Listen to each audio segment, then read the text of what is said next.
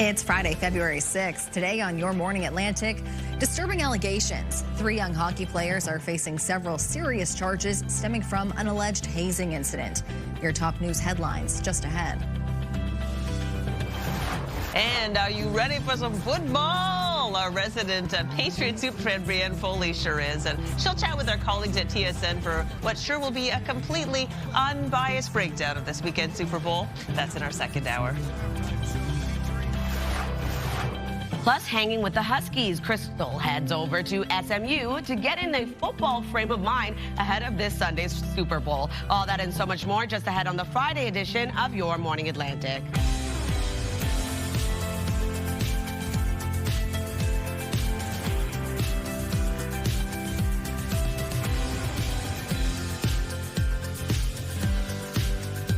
Good morning. It's Friday, everybody. Come on in. You settle in. We're going to have a bit of a party today. Now, of course, we'll give you the news you need to get out the door, the weather, the news. But it's a big Super Bowl weekend, and we have all kinds of fun things planned to sort of get in this spirit. Now, one thing for sure, Suzette Belliveau, it'll all will be revealed soon, but she is going to be filling the Infladium again with delicious snacks, and that is all going to come together throughout the morning. Have you been here for Super Bowl Friday before? No, but I sit near Suzette, so yesterday I was hearing a little bit of a sneak peek of what we should be getting today. So very excited, very happy to be here today. Amanda, for me, took a good day off. Yeah, exactly. Amanda's off today. Steph is here. Your voice is a little raspy. I'm going to get you a tea.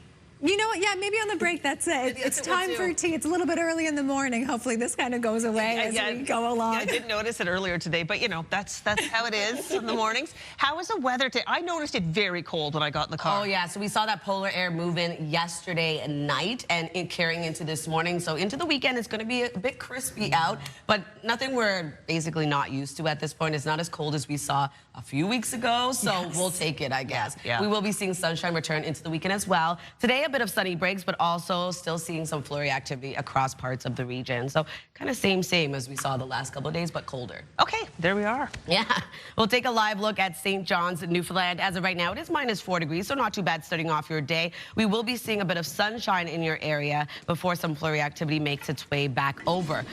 So it is colder starting off the day for parts of Atlantic Canada. As of right now, -21 degrees heading outdoors in Fredericton, -13 starting off your day in Charlottetown, -12 in Halifax with -10 in Sydney, -37 over in Labrador City. Factor in that wind chill, going to feel a lot colder for many areas early this morning. We do have a bite in the air and specifically a risk of frostbite for parts of northern New Brunswick as well as into Labrador. We are going to see those cold temperatures throughout the day today, but warming up just a bit, but still remaining below seasonal for much of the region. Here's a look at our satellite and radar. We will be seeing the sun as the sun begins to rise, but also seeing some flurry activity across parts of Atlantic Canada. I'll break that down in the full weather forecast. In terms of the wind, quite light yet again today. As of right now, 24 kilometers per hour in Grand Detang and in Canso, 15 in Moncton and North Cape, and 13 in Halifax. No wind gusts to report at this time. We'll take a look at your long-range forecast just ahead, but first a look at your local news with Stephanie. Thanks, Latavia. There are disturbing allegations involving a Nova Scotia hockey team. 3 young players are facing several serious charges, including sexual assault with a weapon after some kind of alleged hazing incident. CTV's Jonathan McGinnis reports. Well, the investigation began after a hockey player and a parent came here to the RCMP detachment in Bible Hill and told police about an alleged sexual assault as a result of a hazing incident. Staff Sergeant Mark Rose says they started looking into it immediately. That led to us recognizing serious criminality, serious criminal offenses had occurred. As a result, we started with multiple witness statements, which led us to identify additional victims, additional incidents and locations. 3 youths were then arrested on Tuesday. One is facing charges of sexual assault with a weapon, and assault with a weapon. A second youth is also charged with sexual assault with a weapon, and assault with choking. The third is facing 1 charge of sexual assault with a weapon. Police say the first incident that was reported happened at a team function outside of a hockey setting, and that other incidents happened at different locations. A hazing incident that's gone into the criminal element, and that's what the RCMP is investigating. We're not investigating hazing, we're investigating serious criminal offenses. Hockey Nova Scotia tells CTV News it was also informed on January 30th, saying in a statement, Hockey Nova Scotia was made aware of a maltreatment allegation involving a minor and immediately reported it to the RCMP and Hockey Canada's independent third party. The sport's governing body in the province has suspended the Truro area team. Hockey Canada is refusing to comment. The 3 players arrested have been released. Police say more charges could be coming and there could be more victims. Staff Sergeant Mark Rose is asking anyone who has information or anyone who has been affected by this incident to come forward and contact police. Jonathan McGinnis, CTV News, Bible Hill, Nova Scotia. A man is in custody after an emergency alert was issued last night in the Digby, Yarmouth, and Annapolis counties. Police say they responded to reports of a man with a firearm near Highway 101 in Brighton shortly before 10 p.m. People in the area were asked to shelter in place. Just before 11:30, police say a man was brought into custody. No word yet this morning on whether any charges have been laid. In a first for New Brunswick, a youth has been charged with allegedly facilitating a terrorist activity. CTV public safety analyst Chris Lewis called the case troubling. And facilitating terrorism is a pretty serious offense in the criminal code, so particularly disturbing for a young person. But we've obviously, over the past several years, seen more and more young people really get drawn into that world, very similar to young people being drawn into the world of guns and gangs and organized crime. In a statement, the RCMP says the case is part of a broader trend observed by the National Security Enforcement Section in this area, that trend involving the radicalization of young people, and the RCMP says that is being driven by exposure to... That was CTV's Nick Moore. If you are planning to do any traveling this weekend, hopefully you've already filled up. Gas prices are up across the region. In Nova Scotia Zone 1, gas increased by 1.9 cents. The minimum price now $1.36.4 a liter. Diesel is also up. It increased by 1.5 cents. The minimum price is now $1.80.9. On Prince Edward Island, the cost of gas increased by 1.7 cents a liter. The minimum price is now $1.46.7, and diesel increased by 5.1 cents. The minimum price is now $1.91.2 a liter. And in New Brunswick, gas increased by 1.5 cents. The maximum price is now $1.39.6 a liter. And diesel increased by 5 cents. The maximum price is now $1.90.5 a liter.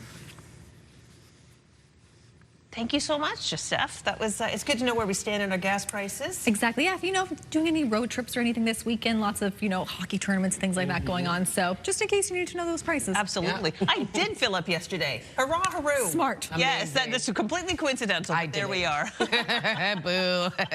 Well, let's go on a little free trip to Pompeii, shall we? The historic tradition around that region of wine is slowly being restored. Dozens of grapevines have been planted in the ruins of the historic city. Now, there are hopes of producing thousands of bottles of wine from these grapes. Pompeii was buried in 6 meters of ash during a catastrophic eruption of Mount Vesuvius in 79 AD, and evidence of a strong connection with wine has been found under the ash. This is amazing that they've been able to replant vineyards there.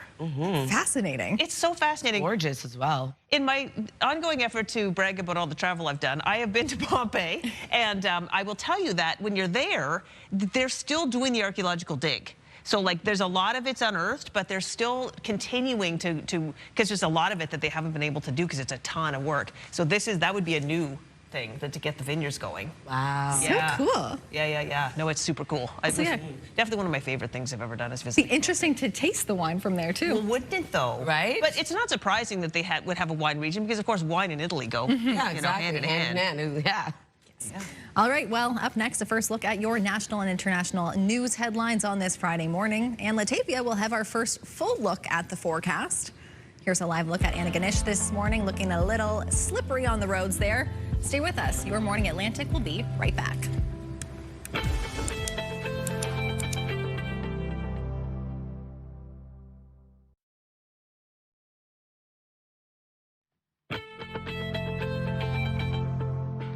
Good morning, Atlantic, Canada. The time now is 6:12 on your Friday. We're taking a live look at Brookville. It is quite cold early this morning, minus 22 degrees starting off your day. So make sure to layer up when you're heading outdoors today. And we also have a chance of some isolated flurries for parts of the region. Weather is brought to you by ALC.ca. A cold start to the day. As of right now, minus 22 degrees heading outdoors in Fredericton, minus 14 starting off your day in Charlottetown, minus 13 this morning in Halifax, minus 11 in Sydney, minus 16 degrees over in Happy Valley Goose Bay, minus 4 into St. John's, Newfoundland.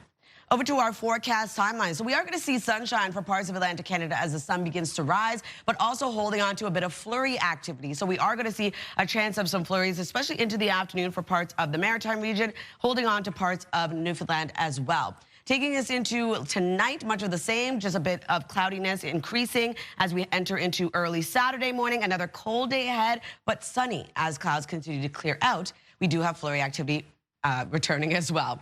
If you're wondering about our snowfall totals, only seeing around 1 to 5 centimeters of accumulation for Grand Manan, and also seeing some totals for both Newfoundland and Labrador, looking at 1 to 10 centimeters across parts of Labrador, 1 to 5 for parts of Newfoundland. So for forecast today for New Brunswick, starting off the day with sunshine, seeing flurries arrive into the evening hours. Daytime highs will range from -9 to -5.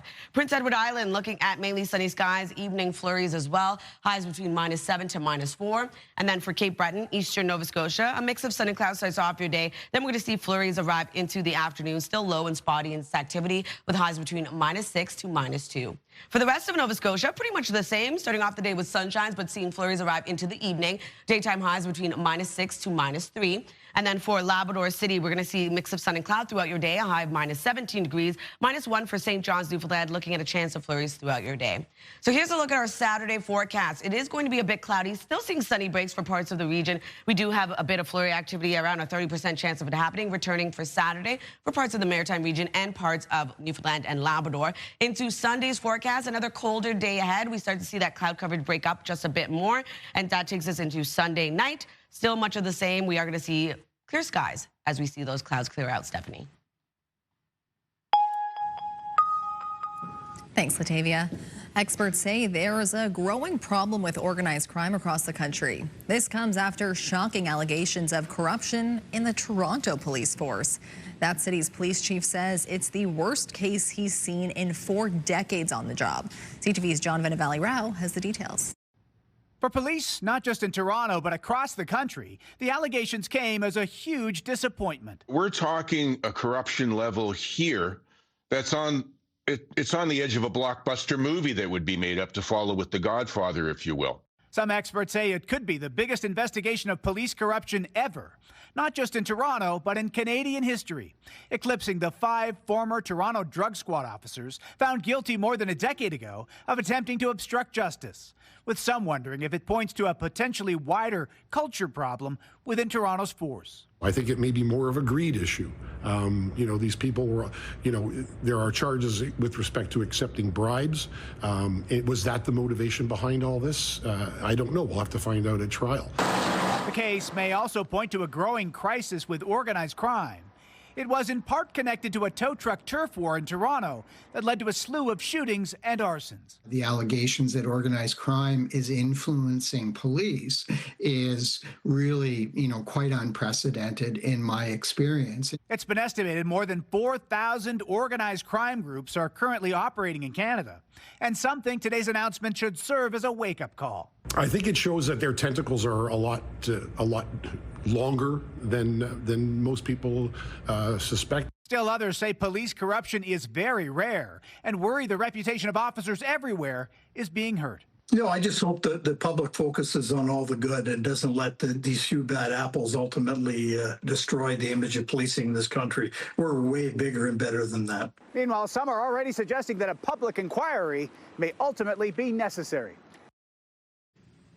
New information has been revealed about the arrest of top Canadian hockey prospect Gavin McKenna.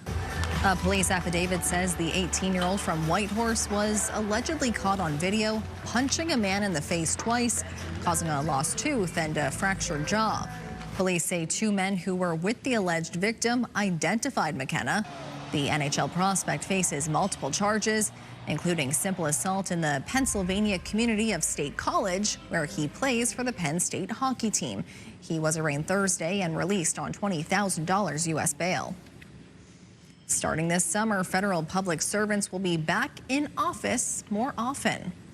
Beginning in July, most employees will return in person 4 days a week. And as of May 4th, executives are going back to 5 days a week. The government says the move is about collaboration and team culture. But unions say the mandate appears to be driven by optics rather than productivity. Time for a quick break. When we return, your must-see moment from our colleagues at TSN. Your Morning Atlantic will be right back.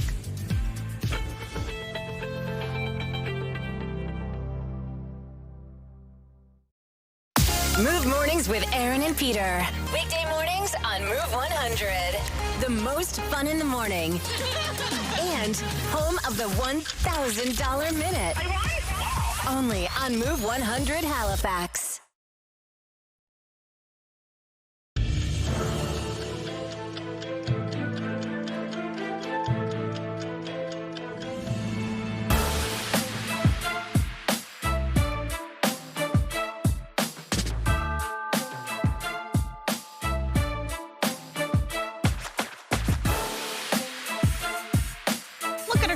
I know, so beautiful. So cool.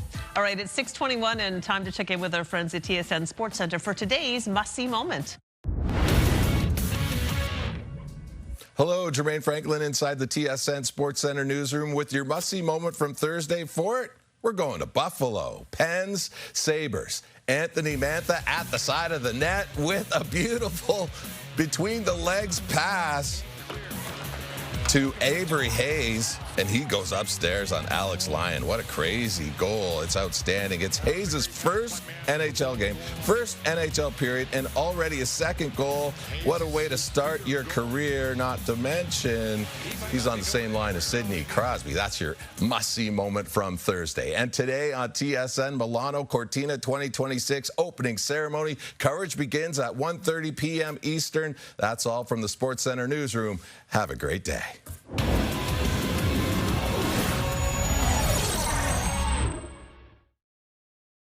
This TSN must-see moment brought to you by J.R. Rahe's Furniture and Appliances.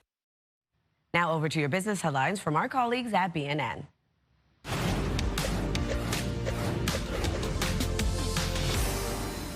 Once again, it is the amount of money being spent on building out AI capacity that is eye-popping.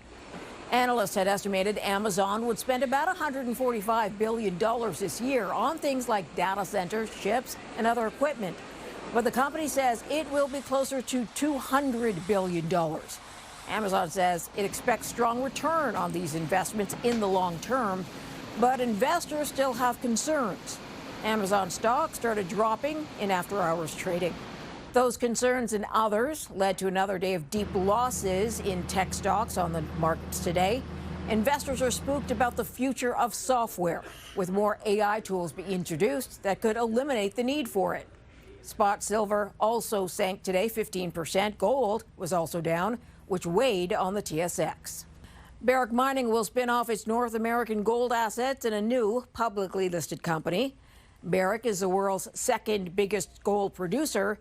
It has assets in 17 countries, but under the new plan, mines in Nevada and the Dominican Republic will be separated as a new company. Today, Barrick also named Mark Hill as the new president and chief executive. Here are the closing numbers for the day. The Canadian dollar is down to 73.02. West Texas Intermediate is down $1.85 to 63.29. Western Canadian Select is up over $1.50 to 49.48. And the TSX sank today, dropping another 576 points. Those are your business headlines. I'm Morella Fernandez.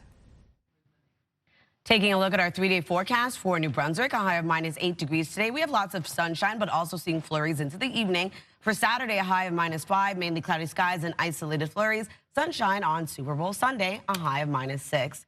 Nova Scotia looking at a high of -4 degrees today. We have mainly sunny skies, isolated flurries into the afternoon and evening. And then Saturday looking at a high of -3 degrees, mainly cloudy skies, isolated flurries yet again. On Sunday, a high of -6, increasing cloudiness into the afternoon. For Prince Edward Island, a high of -6 degrees today, mainly sunny skies, also isolated flurries across the island. On Saturday, scattered flurries with a high of -3, cloudy skies on Sunday with a high of -7.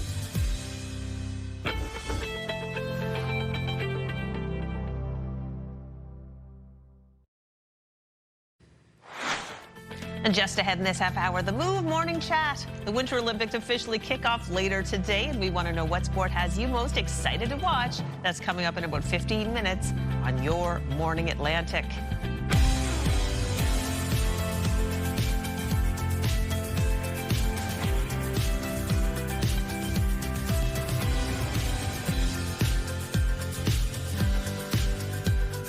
Thanks for being with us on this first Friday of February. Bit of a tongue twister there. Right. Hard to believe we're already basically a week into another new month. I know, I feel like it's like every single month it's the same sort of rhetoric, but we're already into the second month of the year. I know. It's true. First week down, pretty much. I am surprised at how quickly February is ripping by. January did not seem to go by quickly for me. It felt like it was about at least a month and a half long. Oh, for me, it was the exact opposite. Really? I feel like I woke up New Year's Day, I blinked, and now it's February 6th.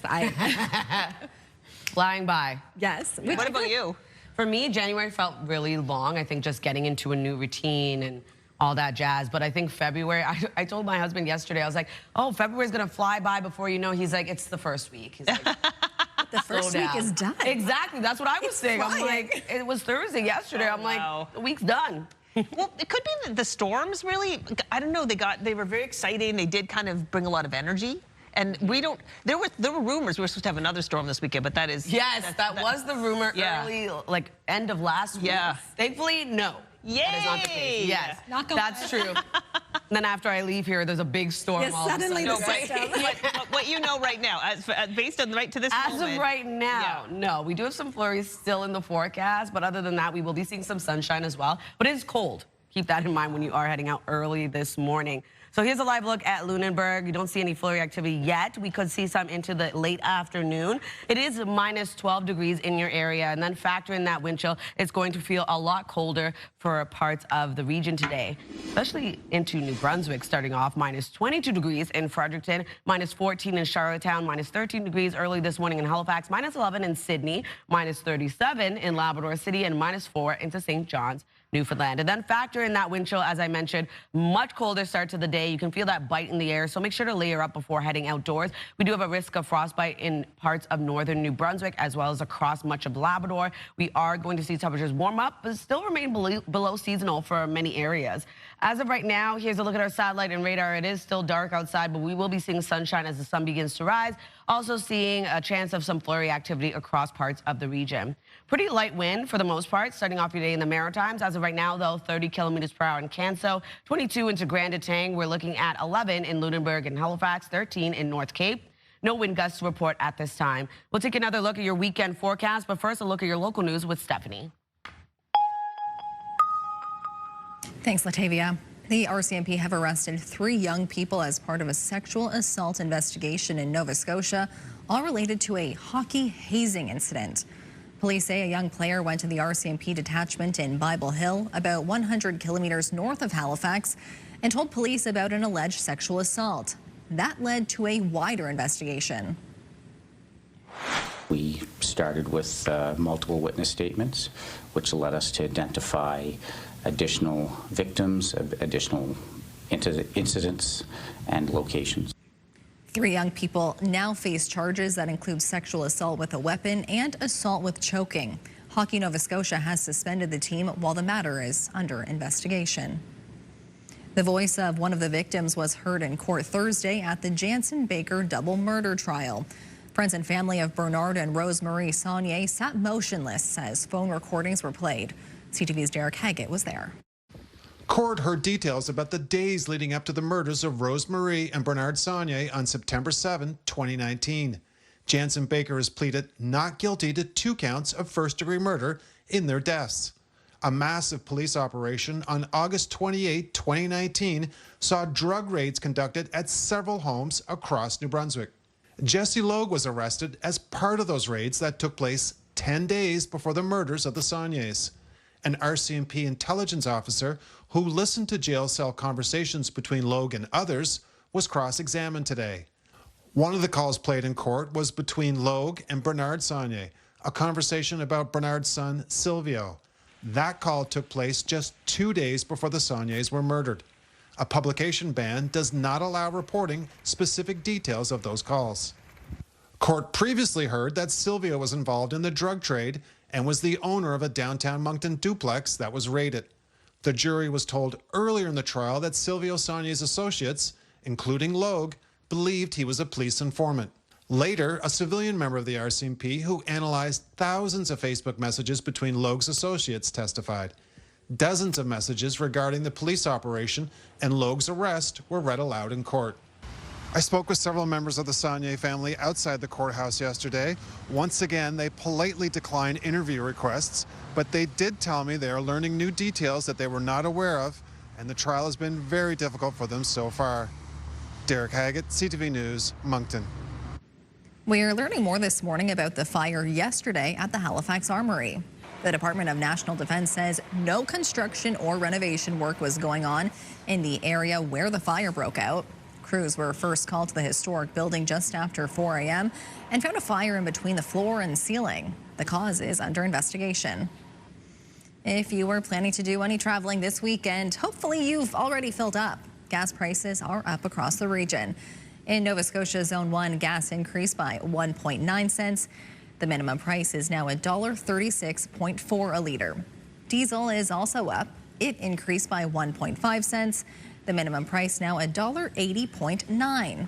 On Prince Edward Island, the cost of gas increased by 1.7 cents a liter. The minimum price is now $1.46.7. And diesel increased by 5.1 cents. The minimum price is now $1.91.2 a liter. And in New Brunswick, gas increased by 1.5 cents. The maximum price is now $1.39.6 a liter. And diesel increased by 5 cents. The maximum price is now $1.90.5 a liter. The New Brunswick government is ending its presence on the social media platform X. In a post, Premier Susan Holt says the government will stop using the platform for routine communications. The decision comes after the province's child and youth advocate wrote X has refused to, quote, rein in the use of its platform for the sexualization and exploitation of children. The platform's AI tool Grok allows users to alter images. It said the province might still use X in emergencies. Always interesting to see how different governments, municipalities sort of kind of tread the waters of social media. Yeah, for sure. And honestly, X is one of the worst ones for children. It's quite explicit. The Wild West a little bit now. I was on it at the early days. I don't engage that platform anymore, but yeah, it doesn't sound good. Okay, in any case, you do you. If X is your favorite, that's totally legit. Let's talk about something much more fun than that, all right? Okay. There is a stork in upstate New York who's probably still recovering after delivering this extra heavy load. A couple from Buffalo had quintuplets on December 18th.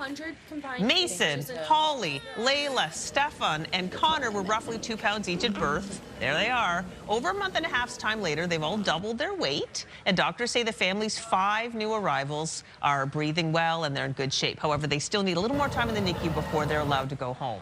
But that's when they'll start living with their older sisters, Hannah and Brooke, making a family of 4 instantly into a family of 9. Oh, I'm sweating. Oh, yeah, how does that make you feel like twins? Imagine 3 more. No, absolutely not. I pulled this for you. I know they've got the 2 girls are like, let's try for a boy. Well, they got 2 and then 3 extra girls.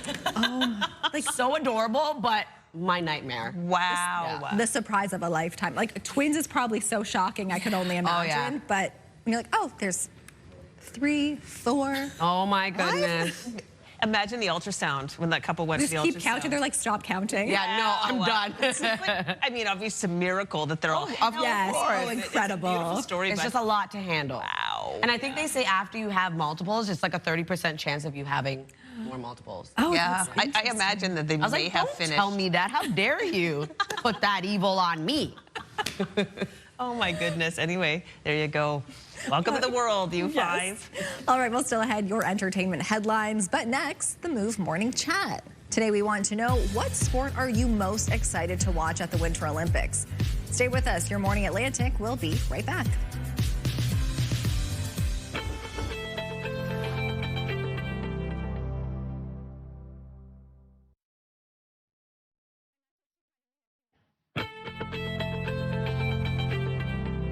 Happy Friday. The time now is 6:40, taking a live look at the Armdale roundabout in Halifax. Quite busy early this morning. As of right now, it is cold, minus 13 degrees starting off your day, but it is much colder across parts of Atlantic Canada. As of right now, it is minus 22 degrees heading outdoors in Fredericton, minus 14 starting off your day in Charlottetown, minus 11 in Sydney, minus 37 degrees over in Labrador City, and minus 3 degrees starting off your day in St. John's, Newfoundland.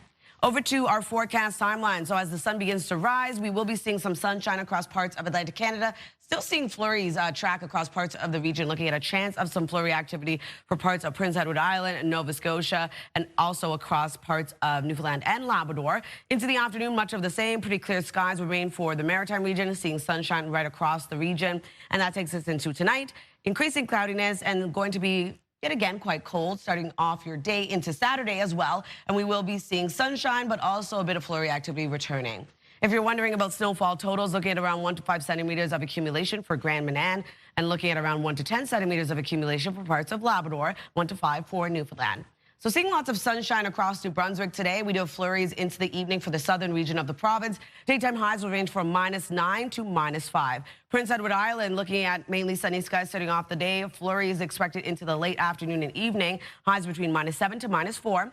And for Cape Breton, eastern Nova Scotia, looking at a mix of sun and clouds starting off the day. Increasing cloudiness into the afternoon. Seeing flurries arrive as well into the afternoon with highs between minus 6 to minus 2. For the rest of Nova Scotia, highs will range from minus 6 to minus 3 degrees. Mainly sunny skies, flurries into the evening hours. For Newfoundland and Labrador, going to see sunshine today for Labrador City, a high of minus 17 degrees with a mix of sun and cloud. Minus 1 into St. John's, Newfoundland. Flurries expected throughout your day today.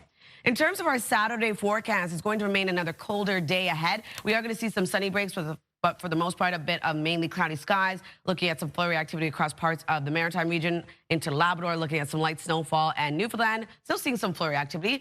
On Sunday, in Super Bowl Sunday, we are going to see a bit of flurries start to clear out, leaving cloudier day ahead for much of the region. So that's a look at your weather forecast. We'll throw things over to the Move Morning Chat.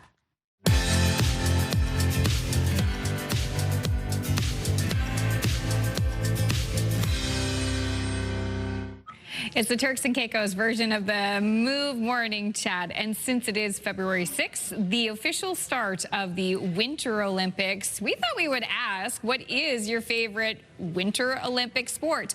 Aaron and Peter, you two start. Tell us what it's like as you stand there in your T-shirts and sunblock. Yes, I know. Password to Paradise continues, but we are going to be talking about the winter sports. And honestly, I'm not a big sports gal. I didn't grow up playing sports. I grew up dancing and playing piano, but I will say I do love the figure skating. I was in figure skating lessons as a young girl, and I haven't skated in years, so I don't think I have any skills left. But there's something about watching figure skating. It's like nostalgic. I love it. I can't wait. For me, I mean, like a lot of Canadians, I'm sure, the men's and women's hockey games, that is so exciting. But may I just say that I love to watch ski jumping, which is a terrible name for what they do, right? They are flying through the air. They're up there. They're getting big air for like, I don't know, it feels like 30 seconds. Of course, it's not that. I don't know what it is, 6, 7 seconds, who knows? But the fact that these women and men are flying through the air like they're flying squirrels or something. It's always so fascinating to me. And I love watching that sport. Oh my gosh, I'm with you too. Okay, number one, of course, hockey, both men and women's, and we have so many Maritime members who are part of those teams, of course. But I'm with Aaron. My favorite, if I have to pick the top one, it is figure skating. Back in 2011, I actually had the opportunity when I was a broadcasting student to do camera work for the Canada Games, the Winter Games, when they were in Halifax, and I covered figure skating, and that's where I gained a lot of respect for those athletes in terms of how athletic you have to be, and then how you have to make it look good. It's both a physical work and it's an art, and trying to combine those pieces together to being the best in the world. Truly what they do is flawless, amazing. I love the costumes that they wear as well, the big spectacle of it all. That has to be my favorite. I'm with you guys too, but I don't really like sports. I don't really watch the games, but if I did, it would probably be figure skating. But swimming is really fascinating. Oh, for the Summer Olympics. Yes, Yeah. and I know it's winter, but these are the ones that come to my mind. You know and what? Gymnastics, that's another really cool one. But that's fair to say because some people prefer the Winter Olympics and some prefer the summer. So we are throwing that question to our viewers. We're asking what opening ceremonies for the Winter Games, they're happening. What sport are you most looking forward to watching? Send us a text at 10400. We'll share your answers later in the show.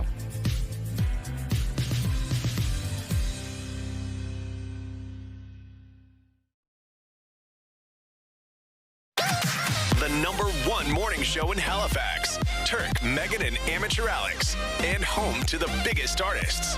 Halifax's #1 hit music station. 101.3 Virgin Radio.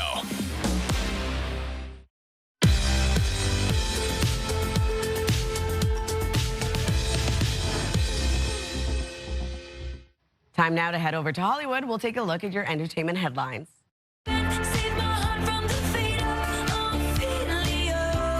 Taylor Swift's next music video is almost here. The video for Opalite comes 4 months after the debut of Swift's latest album, The Life of a Showgirl. The music video for that album's first single, The Fate of Ophelia, came out back in October. Look for the Opalite video today on Spotify and Apple Music.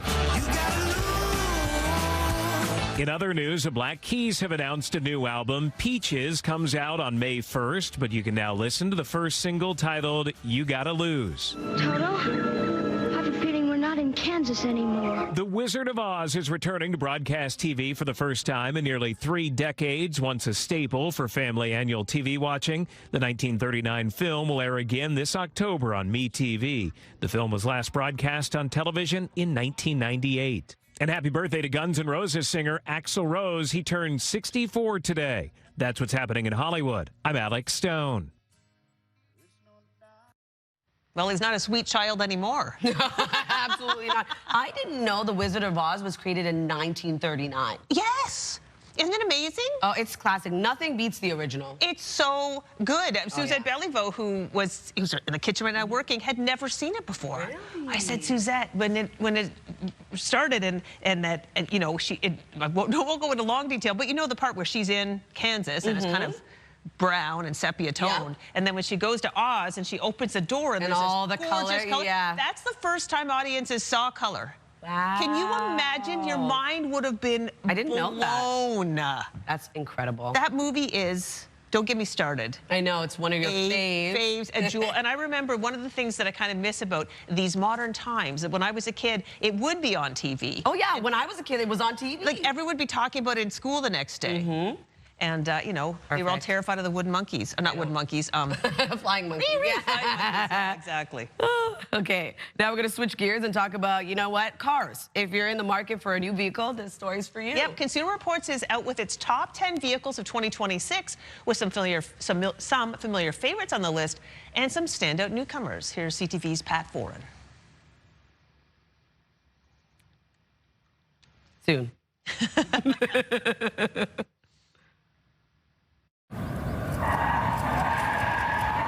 Every day, Consumer Reports tests new vehicles at its state-of-the-art facility, measuring everything from safety and performance to fuel efficiency and cargo space. Beyond the test track, its member surveys give exclusive real-world insights into reliability and owner satisfaction from about 380,000 vehicles this year. The CARS team looks at data from our testing and from member surveys to determine what are the 10 vehicles that stand out most in their class. These are the vehicles that are easy recommendations to make and a great starting point for any car shopper. SUVs are as popular as ever. This year, the Subaru's Crosstrek and Forester, along with the Toyota Grand Highlander, were all top picks. If you're looking for something more upscale, top luxury SUVs include the Lexus NX and BMW X5. We also have a couple great sedans on the list with the Honda Civic and Toyota Camry. Both of these performed well in our tests, get terrific fuel economy, and are very reliable. For drivers who want a truck that's easy to live with, the Ford Maverick is the top choice for best small pickup, and the Ford F-150 makes the list too, the first full-size pickup in years to score high enough to be a top pick. The Tesla Model Y is the top pick for EVs. And for the first time, all 10 of Consumer Reports' 2026 top picks are available as hybrid or EV versions. All of the top picks also come standard with key safety features, including automatic emergency braking and pedestrian detection. Any of these top picks would be a good place to start if you're looking for a new vehicle, as they're considered outstanding in their respective categories. Pat Foran, CTV News.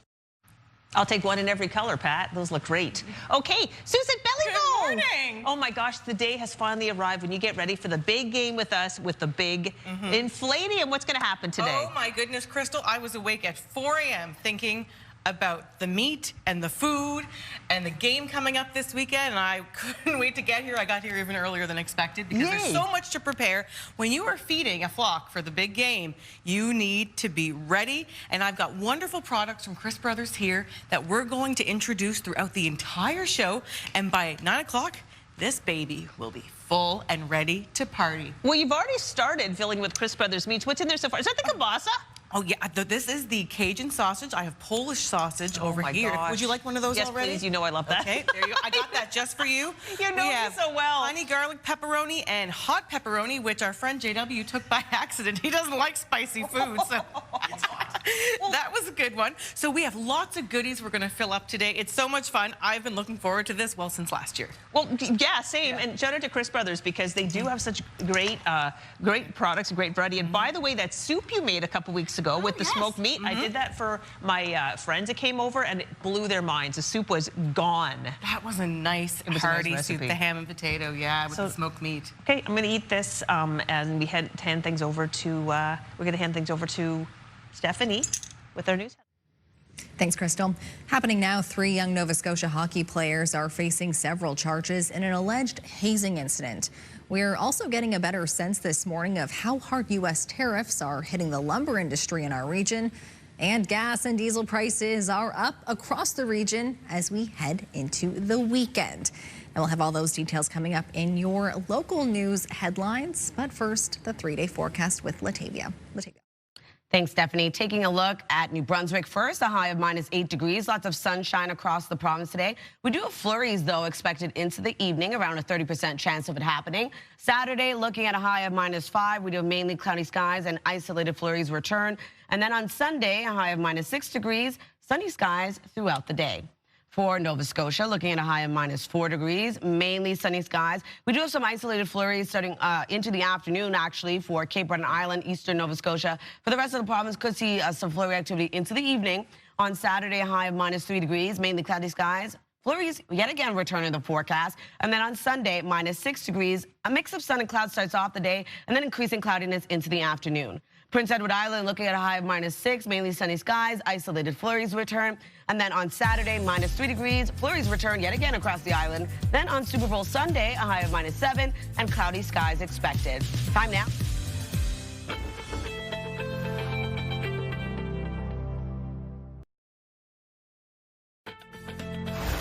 It's Friday, February 6th. Today on Your Morning Atlantic, disturbing allegations. 3 young hockey players are facing several serious charges stemming from an alleged hazing incident. Here are top news headlines just ahead. And a countdown to a kickoff. Brianne will check in with our colleagues at TSN to get all the need-to-know info on Sunday's big game. That and so much more coming up on this half hour of Your Morning Atlantic.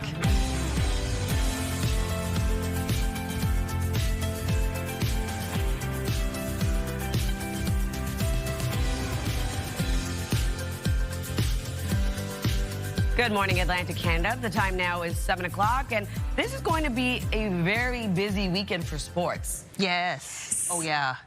Crazy. And for snacking. Well, yeah.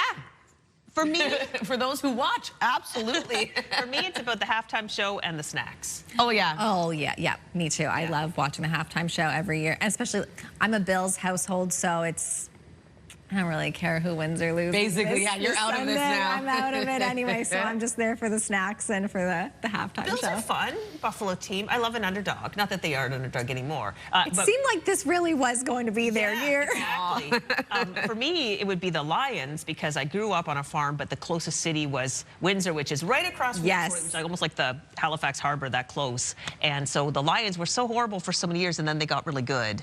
So we love the Lions. Also, it's a lion. Like, who doesn't love that as much? Yeah. I don't know any teams, so like I said, I'm there for the Super Bowl. Yeah, and you're just for the halftime, and then I'm out. To see whoever wins, great. You know what else I love? The commercials. Oh, yeah. Yes, they're so cool.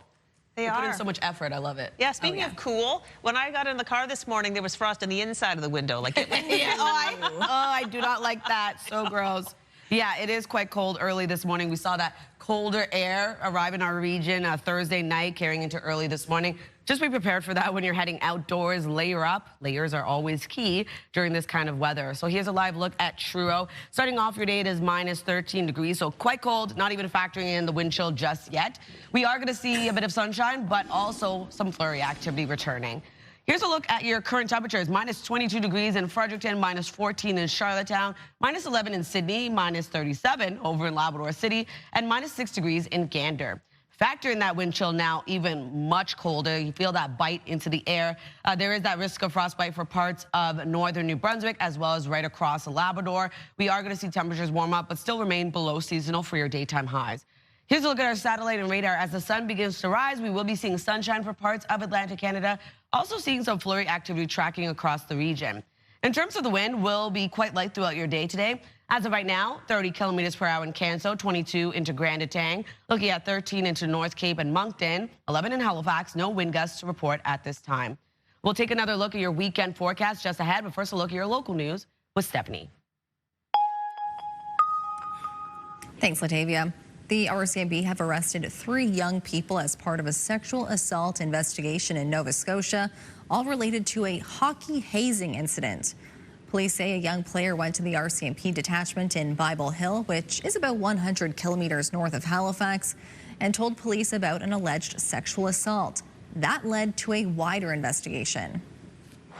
We started with multiple witness statements, which led us to identify additional victims, additional incidents, and locations. 3 young people now face charges that include sexual assault with a weapon and assault with choking. Hockey Nova Scotia has suspended the team while the matter is under investigation. A man is in custody after an emergency alert was issued last night in the Digby, Yarmouth, and Annapolis counties. Police say they responded to reports of a man with a firearm near Highway 101 in Brighton shortly before 10 p.m. People in the area were asked to shelter in place. Just before 11:30, police say a man was brought into custody. No word yet this morning on whether any charges have been laid. We are getting a better sense of how hard U.S. tariffs are hitting the lumber industry around here. The head of the Forest Products Commission faced questions from New Brunswick MLAs. CTV's Laura Brown has more. With Maine and the tariffs. Tim Fox leads the Forest Products Commission, a liaison of sorts between the province, saw and pulp mills, and wood marketing boards. Constantly communicating with all 3 gives him a sense of how the industry is doing overall. And it's not a rosy picture. Obviously, our sawmills were impacted by the tariff situation, and that's spilling over into the private woodlot sector as well. So I mean, there's a ton of challenges out there, and markets are not great on top of that. David Kuhn remains concerned about the future of private woodlots. He acknowledged that the large forestry companies who are licensed to cut on Crown land are competing against private wood producers for private wood on private land, and that's causing the allowable cut to be exceeded for private lands. Fox believes there isn't one single solution. I'm trying to find some ways to build stability into the system. That's probably the big thing. Obviously, if our federal government is in a position and they're able to negotiate some kind of a settlement with the softwood lumber issue, then that would help. But it's just so uncertain right now. Laura Brown, CTV News, Fredericton. An investigation into allegations of financial irregularities at Halifax Water has wrapped up, with the utility saying none were found. Back in December, Halifax Water confirmed an independent third party had been brought in to carry out an internal review, including interviewing witnesses and reviewing documents. In the end, officials say allegations of irregularities were unfounded. If you were planning to do any traveling this weekend, hopefully you've already filled up. Gas prices are up across the region. In Nova Scotia Zone 1, gas increased by 1.9 cents. The minimum price now $1.36.4 a litre. Diesel is also up. It increased by 1.5 cents. The minimum price is now $1.80.9. On Prince Edward Island, the cost of gas increased by 1.7 cents a litre. The minimum price is now $1.46.7, and diesel increased by 5.1 cents. The minimum price is now $1.91.2 a litre. And in New Brunswick, gas increased by 1.5 cents. The maximum price is now $1.39.6 a litre.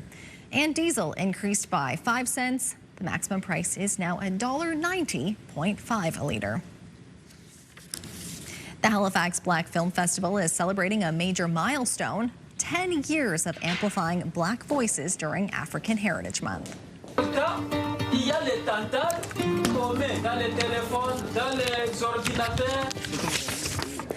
festival features 35 films from around the world with screenings both in theaters and online. Audiences can experience powerful stories, bold perspectives, and special events spotlighting Black filmmakers and storytellers.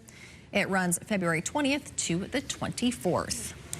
It looks like a great event. Now we'll head over to Crystal and Suzette. All right, I thought you'd never get through that newscast to Stephanie. It's a Friday before the big game. You know what that means. We're having our own party. Suzette Bellevaux is in the kitchen working on an epic spread thanks to our partners at Chris Brothers. So you just began moments ago. You've already made huge headway since we last talked. Yes, I know. We're filling things up. Crystal, I'm going to get you to start helping me chop up the pepperoni. I just washed my hands. We're all Perfect. good. So you have the mild pepperoni here, which you can get in big packages or in smaller packages, depending on the size of your party. And you know what? We're going to start with these items, and this food stadium, or infladium, as I like to call it, is going to start to grow and build up. So throughout the morning, we're going to have donair dippers, which I know are your favorite. Yeah, I love them. We're going to have donair egg rolls. We're going to have 2 kinds of sliders and a hot dip coming up. So there is a lot. All this our starting lineup, if you will, right? Yes. And we're all using a variety of Chris Brothers products. You can see them here. So there's large packages of hot pepperoni, mild pepperoni. Then we have all the flavors, TNT in here, cheese, honey garlic, and then we have the Polish sausages, the Cajun sausages. We're using the pizza variety pack to make the dip later. Fun. And then our sliders are going to feature the shaved barbecue smoked brisket and the turkey. What a lineup. I love the option. And with the condiments, all the honey mustard you can imagine, and donair sauce. Oh, it's really all you need. Now, for people who haven't been familiar with Chris Brothers, I'm super familiar myself now from having you on the I know show, you're a but big fan. I am now the biggest fan. But for those who don't know where to get the products, where can you find them? Anywhere you get your groceries in Atlantic Canada. It's as simple as that. All these products I got from the same grocery store. Yeah, any easy grocery peasy, store. amazing. Any grocery store, yeah, any grocery store. It's absolutely incredible. And it's fun, you know. It smells really good in here this morning. Totally smells Everyone's good. saying that. I'm actually starting the oven up now. I'm preheating the oven, Crystal, because the next step I'm going to put these donair dippers in the oven. They're fantastic because they actually come with a little package of donair sauce. Yeah, it's good to go. I love that. Okay, so these are going to go in the oven, 425 for about 15 minutes or so. That's when it. you see me again, I'll have these ready. I might even have some donair egg rolls ready for you, and we'll start the sliders. Okay, appreciate that. Where did this particular one, which one of those does it go We're going in? to put mild in this one, Crystal. I have everything labeled and everything organized. I will say, having already started to sample, the Cajun is not hot. It's just really flavorful. The Polish sausage, your typical delicious. And then the TNT, that is for the brave of heart. JW is still feeling the heat. He looks like a dragon. There's fire coming out of his mouth right now. All right, Suzette, we're going to check in with you. Keep up the great work. It's 7:10. We'll be back in about 2 minutes' time to continue with our show.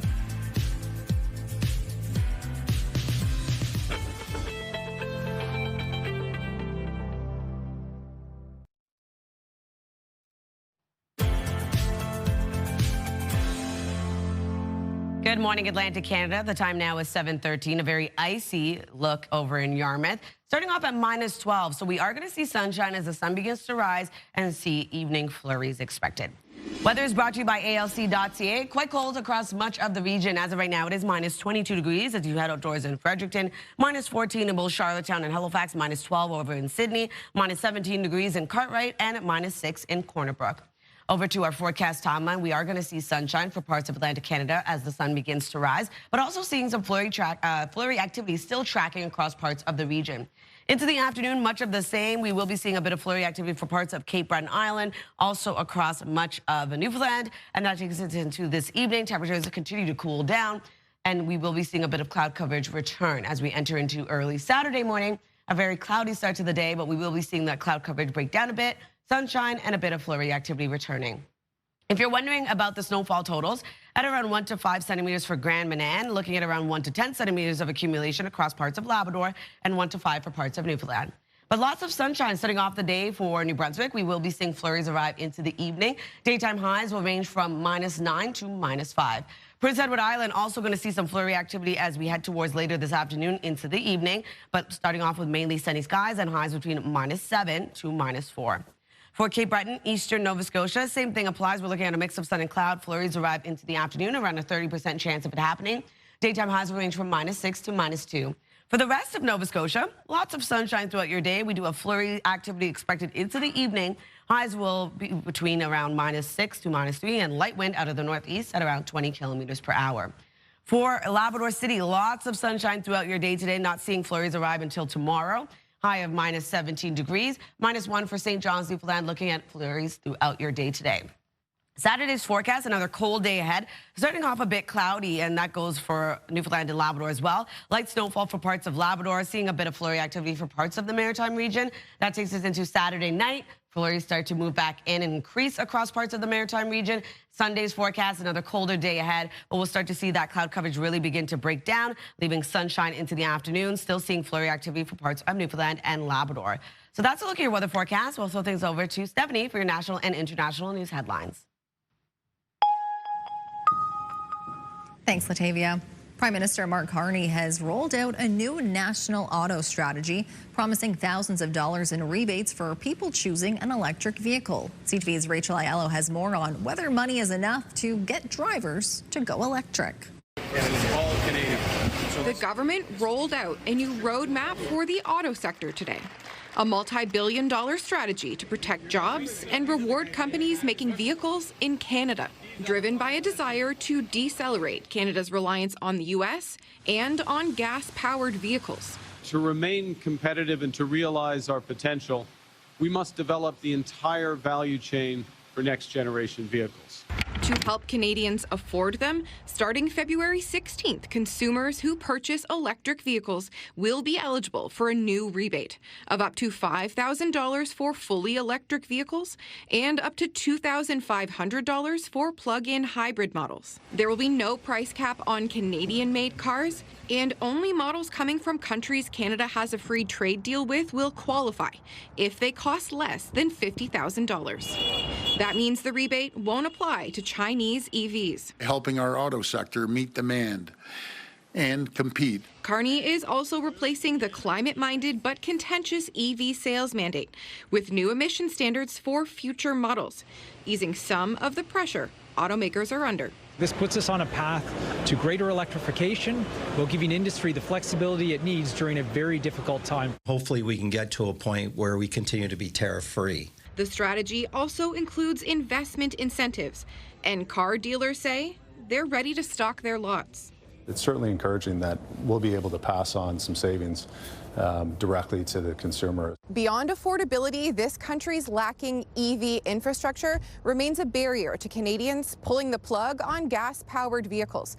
And so today, Carney also promised $1.5 billion to build up this country's roadside charging network. Rachel Aiello, CTV News, Ottawa. New information has been revealed about the arrest of top Canadian hockey prospect Gavin McKenna. A police affidavit says the 18-year-old from Whitehorse was allegedly caught on video punching a man in the face twice, causing a lost tooth and a fractured jaw. Police say 2 men who were with the alleged victim identified McKenna.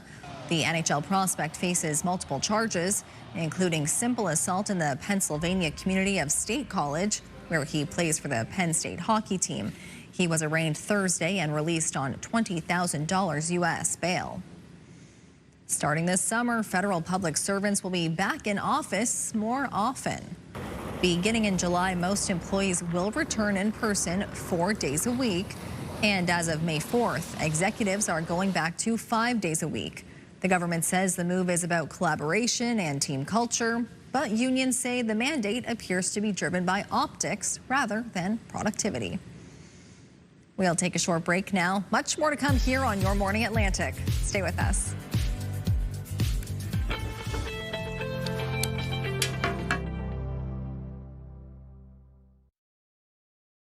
Move Mornings with Aaron and Peter. Weekday mornings on Move 100. The most fun in the morning. And home of the $1,000 minute. Only on Move 100 Halifax.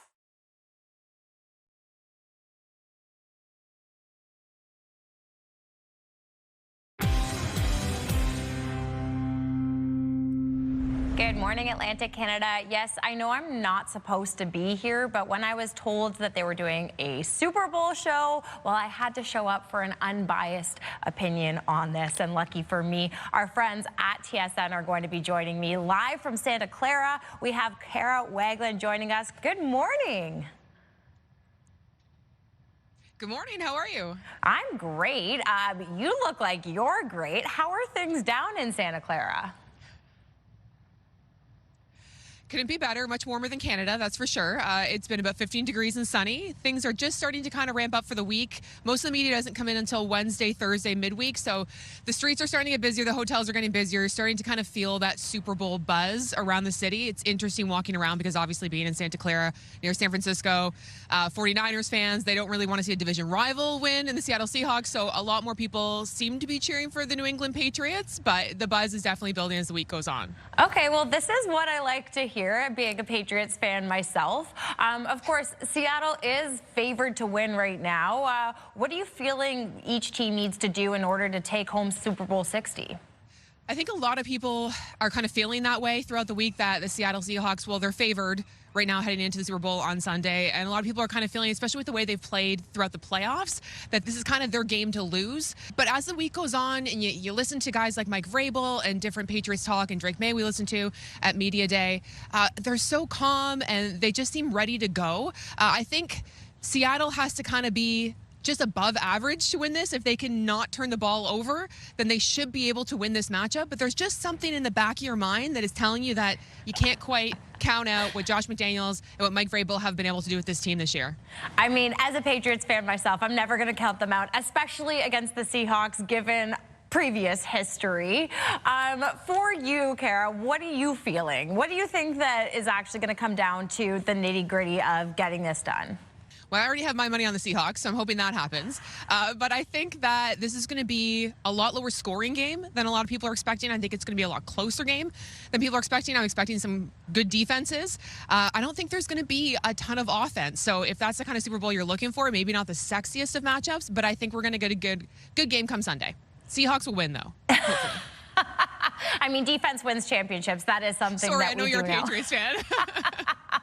All good, Kara, all good. It all comes out in the wash. And so obviously we can watch on TSN, on CTV. Give us all the details of what people need to know going into Sunday. I mean, we're going to have you covered all day long. We're here all week doing pre-Super Bowl coverage. We're going to be on the field pre and post game doing all the coverage of the big game. Of course, you can watch it on TSN, CTV, and Crave, and we will have you covered wall to wall. Amazing. We'll have so much fun. Thank you so much for joining us. And I know you're going go Seahawks, but I'm going to say go Pats. That's okay. We can agree to disagree. Have fun this week. Thanks so much for joining us today, Kara. All right, taking another look at our 3-day forecast for New Brunswick. A high of -8 degrees today. Sunshine across the province. We do have flurries arriving into the evening. For Saturday, a high of -5, mainly cloudy skies, isolated flurries. And then on Super Bowl Sunday, -6 degrees and sunshine. For Nova Scotia, looking at a high of -4 degrees, mainly sunny skies. We're looking at some isolated flurries into the afternoon for parts of the province. And then on Saturday at -3, we are going to see isolated flurries return. And on Sunday, a high of -6 degrees, a mix of sun and cloud, increasing cloudiness. Prince Edward Island, a high of -6 today, mainly sunny skies with isolated flurries. On Saturday, scattered flurries across the island. And then on Super Bowl Sunday, -7 with cloudy skies.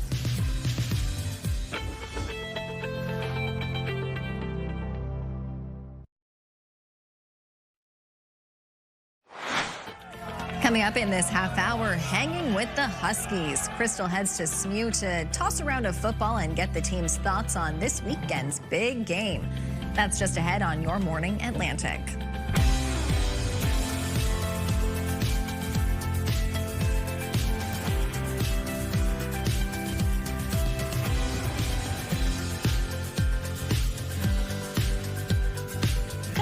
It's a Friday edition of Your Morning Atlantic. Halfway through the show already, 7:31 is the time. We want to remind you about the Move Morning Chat question today. The Olympics kick off later today. That's so hard to believe. Wild. So here's the question. We want to hear from you. They're going to pull it up. Okay. I guess we want to know from you what the question is. What sport are you most looking forward to seeing? So that's the reminder. We will. It's just a verbal reminder. Text us at 10400. And football is not part of the Winter Olympics, but I did get to hang around with the SMU Huskies and toss around the football a little bit, do some drills, and it was so much fun. What fine young varsity athletes they were. I had a really good time. Oh, yeah. And they must be excited for... They're so excited. They won the Loney Bowl, so they know what winning feels like. But they've got some thoughts on the Super Bowl. Interesting how they watch. Ooh, I'm excited. Maybe differently than you and I. Anyway, that's... Absolutely, yeah. All right, now we're going to switch gears, talk about the weather. It is much colder across the region. We saw that polar air move through yesterday night, carrying into this morning. We will be seeing sunshine, though, not really helping to warm things up much. Still going to remain below seasonal for our daytime highs and a bit of flurry activity as well. So here's a live look at Moncton. You can see the sun is already beginning to rise. Beautiful sunrise starting off your day, but cold. -17 degrees early this morning, and we're feeling that cold right across the region. As of right now, it is -22 degrees as you head outdoors in Fredericton, -14 in Halifax, -12 in Sydney, -14 degrees in Charlottetown, -4 into St. John's, Newfoundland. Factor in that wind chill. A bite is in the air, so make sure to layer up before heading out. We do have a risk of frostbite into northern New Brunswick, as well as across much of Labrador today, and we will be seeing temperatures warm up, as I had mentioned, but still going to remain below seasonal. So we will be seeing some sunshine across parts of Atlantic Canada today, also seeing some isolated flurries track across the region, a bit heavier for parts of Newfoundland. In terms of the wind, going to remain quite light. As of right now, though, 26 kilometers per hour into Canso, 19 in Sydney, 17 into Grand Etang, and no wind gusts to report at this time. We'll take another look at your weekend forecast, but first a look at your local news with Stephanie. Thanks, Latavia. There are disturbing allegations involving a Nova Scotia hockey team. 3 young players are facing several serious charges, including sexual assault with a weapon after some kind of alleged hazing incident. CTV's Jonathan McGinnis reports. Well, the investigation began after a hockey player and a parent came here to the RCMP detachment in Bible Hill and told police about an alleged sexual assault as a result of a hazing incident. Staff Sergeant Mark Rose says they started looking into it immediately. That led to us recognizing serious criminality, serious criminal offenses had occurred. As a result, we started with multiple witness statements, which led us to identify additional victims, additional incidents, and locations. 3 youths were then arrested on Tuesday. One is facing charges of sexual assault with a weapon, and assault with a weapon. A second youth is also charged with sexual assault with a weapon, and assault with choking.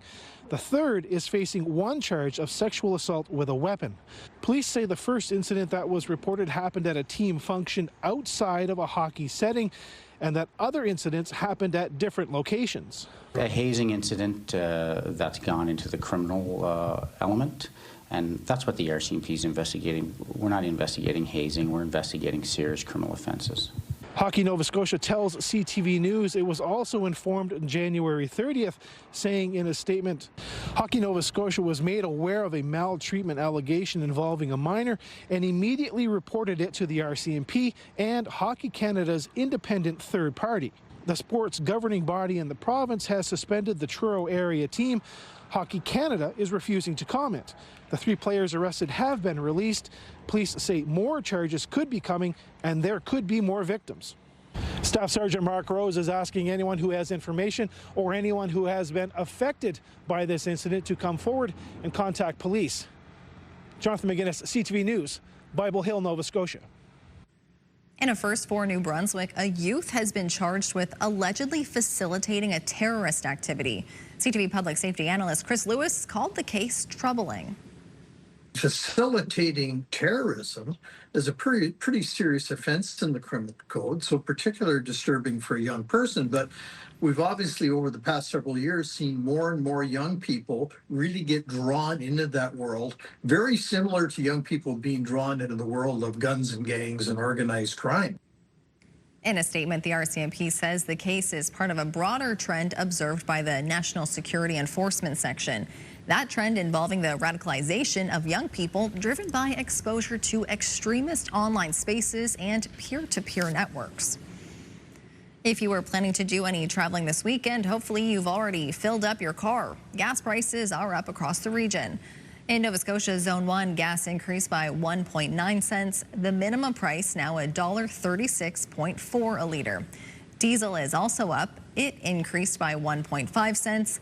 The minimum price is now $1.80.9. On Prince Edward Island, the cost of gas increased by 1.7 cents a liter. The minimum price is now $1.46.7. And diesel increased by 5.1 cents. The minimum price is now $1.91.2 a liter. And in New Brunswick, gas increased by 1.5 cents. The maximum price is now $1.39.6 a liter. And diesel increased by 5 cents. The maximum price is now $1.90.5 a liter.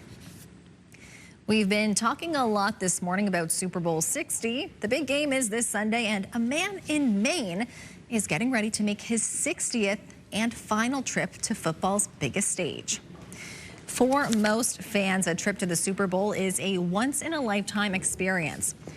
But for Don Chrisman of Kennebunk, it's been a tradition for nearly 6 decades. The lifelong Patriots fan has been to every single Super Bowl game since 1967. Wow. But now at nearly 90 years old, his goal to remain part of the Never Miss a Super Bowl club is coming to an end. Chrisman says Super Bowl 60 will be his last. The Never Miss a Super Bowl club had 6 members during its peak. Now there will be only 2 left after Chrisman. His final game features his beloved New England club. Oh, he decided to go out when his team was on top. Okay, now we really want them to win for him. For him. Mm-hmm. Oh, that's sweet. So sweet. And it's so incredible to make it to all 60. The cost, the effort, the challenge to get the tickets. Whew. All right, this is fun. This is totally different, but the Smithsonian National Zoo in Washington is celebrating the birth of an adorable little one. And adorable indeed. Oh. It's their first Asian elephant calf in nearly 25 years. The little female is weighing in at just a paltry 140 kilograms. That's a healthy weight for a calf. Yeah, she's delicate. Asian elephants are known for being extremely smart, sensitive, and social. Oh my goodness. I wish I could be there. I love baby elephants. Me too. And like the way they walk, they're so wobbly. She's particularly cute too. Yeah. That's a fun thing for Friday. You little cute baby elephant. Yeah. All right, and if you love the sounds of delicious food for Super Bowl, we just had our buddy who goes to Super Bowl. Yes. This new contest with their partners at Greco might be for you. We're teaming up for the big game giveaway. So what's better than pizza and sports? I don't know. Watching the big game on a brand new TV, maybe. You could win a Hisense 65-inch OLED TV. And this is only a 2-day contest. Today's day 2. So if you want to enter, do it now. Head over to our website at ctvatlantic.ca or use that QR code to get there.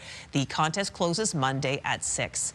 So I guess it's today and tomorrow is the contest then. Yeah, okay, Monday at 6. 65-inch? Wow. 65-inch, yeah, exactly. That's great. You can watch, yeah, you can watch the big game. You can watch whatever the heck you want. You can watch us. Yeah, if you want. There you go. All right, well, we've reached the halfway point of our Friday show, but we hope you'll stick around because we have lots more to come. Just after the break, Latavia will have her latest look at the Friday forecast, and then we're hanging with the Huskies. Crystal heads to SMU to toss around the football and find out who the Huskies are cheering for this weekend. Stay with us. Your Morning Atlantic will be right back.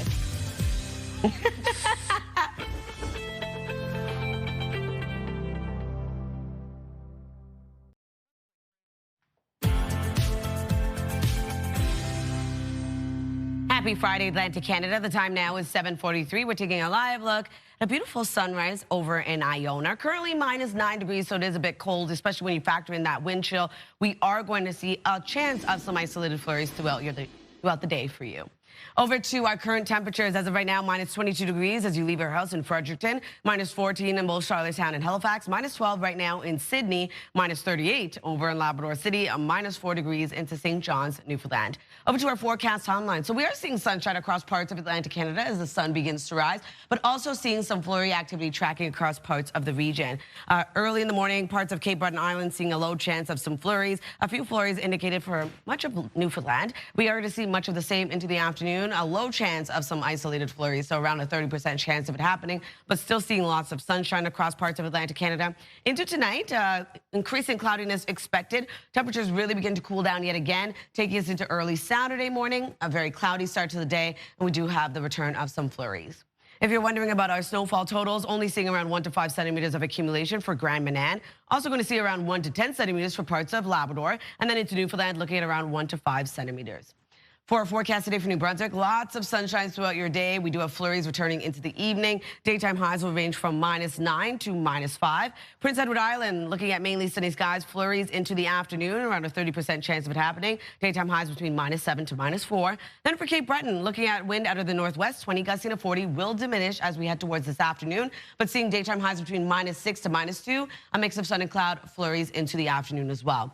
For the rest of Nova Scotia, looking at mainly sunny skies, flurries into the evening with highs between -6 to -3, only seeing around 20 kilometers per hour for the wind. And then for Labrador City, -17 degrees, lots of sunshine throughout your day. Then -1 for St. John's, Newfoundland, looking at some flurries throughout yours.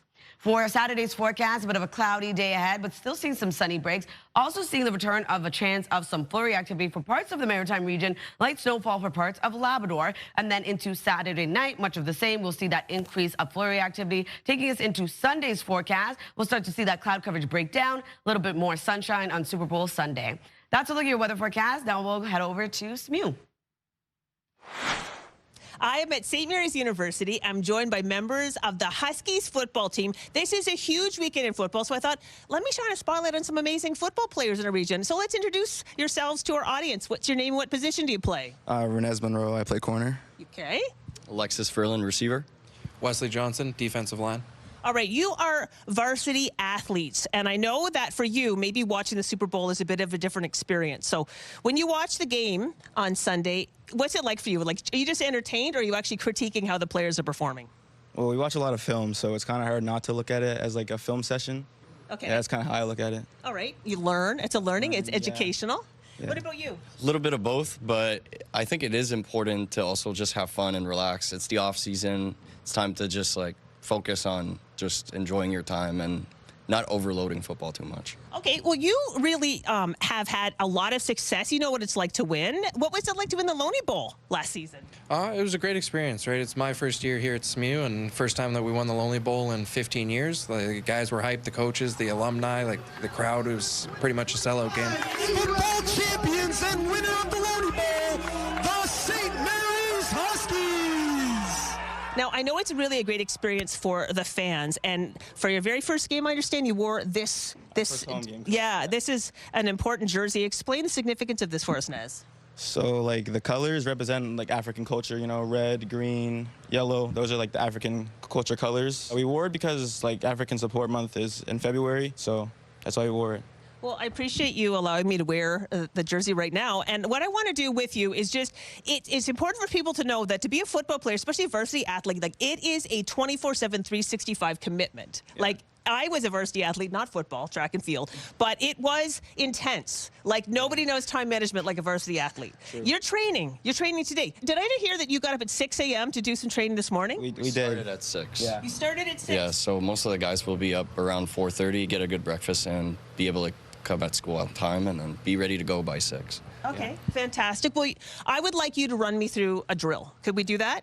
Let's do it. Okay, are you willing to run? You are going to lead the way, because I understand this is kind of your drill. Big guy. Yeah, I guess so. We'll start on the sled, do a little bit of sled pull, and then probably a touchdown celebration after. So Wesley, sled pull, what's it all about? There's some 45s on it.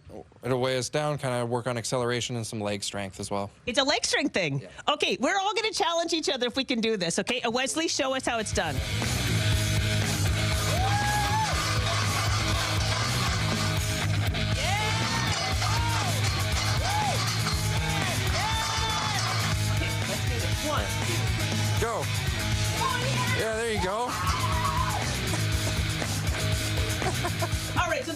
time. Like, thank you for helping, but let's try it for real. All right, I believe in you. Let's do it. Okay, here we go. Go, go, go, go, go, go, go. Lean forward, lean forward, lean forward, lean forward, lean forward. Papa, Papa. Go, go, go, go. Oh, yeah. There you go. There you go. There you go. That was really fun. Okay, we'd love to celebrate with you now. So when you score a touchdown, how is that done? I mean, once you score a touchdown, I mean, you let your creativity go ahead and do whatever you want. Okay. Something we could try with you right now is go score a touchdown. We'll line up as bowling pins, and then you can roll the ball and do a strike.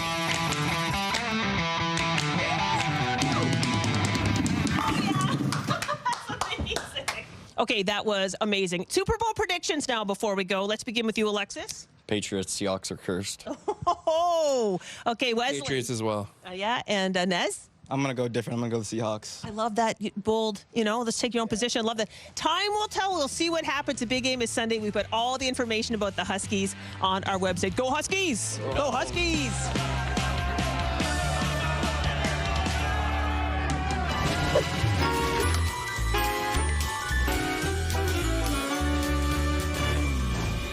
Yay, here we are. Suzette, where are we at with the Infladium? Take a look at this. Whoa.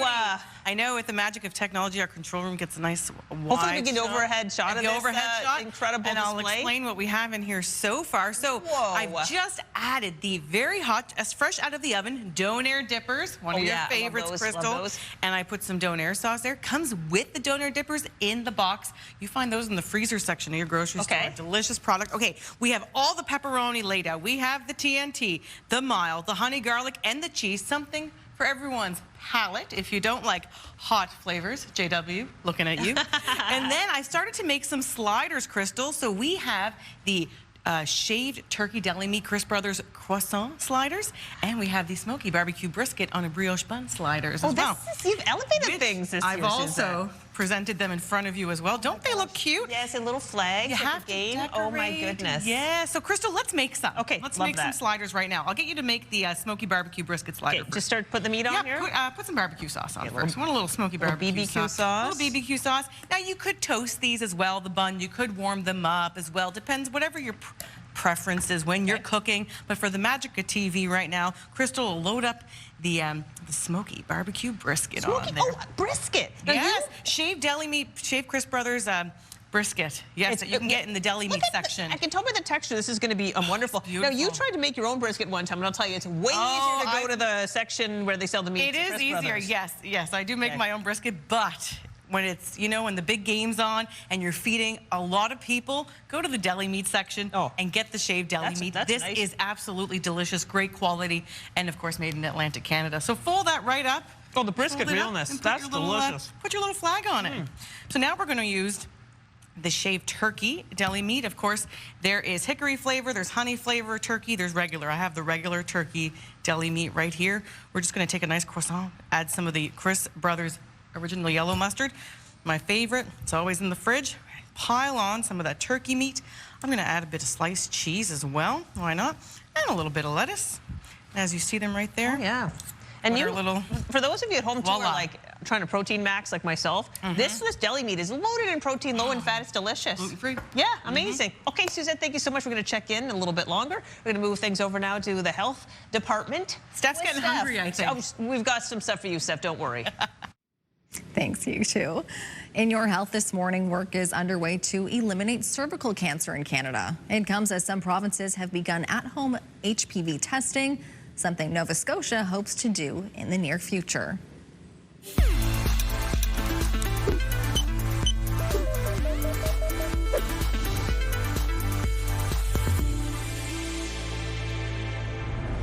Getting a Pap test is certainly not fun, but it can be life-saving for women. Almost all cervical cancer is caused by chronic infection with the HPV virus. And what that means is that if you can control the virus, you can control the cancer. In Nova Scotia, the hope is to move toward HPV testing rather than Pap tests. So I'd be optimistic. I mean, if someone told me today that it was all a go ahead and it was going to be funded and everything go, it should be from 12 to 18 months as far as I'm concerned. Several other provinces have already made the switch. Some even offer at-home tests. Prince Edward Island was the first province in the country to start screening for the HPV virus. That can pick up the infection earlier than the PAP and actually prevent more cancers. But a big advantage of it is that it's a simpler test. Across Canada, there are more than 1,600 cases of cervical cancer each year and 430 deaths. A recent report revealed cervical cancer rates have plateaued, but there's no clear answer as to why. So at least since the 80s, cervical cancer has been decreasing very steadily, and in the latter part of the last decade seemed to plateau and maybe even increase. It's a concern as there is a goal to eliminate the disease by 2040. The action plan includes improving HPV vaccination rates, implementing HPV primary screening, and improving follow-up screening results. That dramatically reduces their risk of getting and dying from cervical cancer.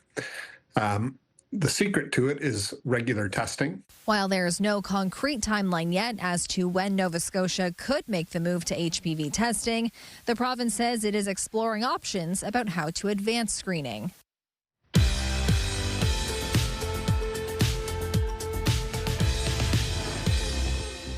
And now we'd like to introduce you to the Maritimers who are marking milestones today. It's a 66th anniversary for Lowell and Linda Smith of Nova Scotia. Oh my gosh, what a wonderful photo from 66 years ago. Incredible. Time flies.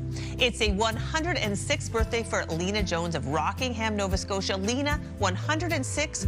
What an accomplishment. Absolutely. Happy birthday. And now we'd like to introduce you to the Maritimers who are marking milestones tomorrow. It's a 68th anniversary for Florence and Larry Strong of Moncton. Congratulations to two little heart art on the piece. Oh, what a 68 years. Congrats. And it's a 100th birthday for Rita Blanchard of St. John. Happy birthday. You made it to 3 digits, Rita. Congratulations. Happy birthday. All right, well, to see your milestone again or to find out how to submit one, visit our website by scanning the QR code on your screen. And a reminder, milestones must be received 2 weeks in advance.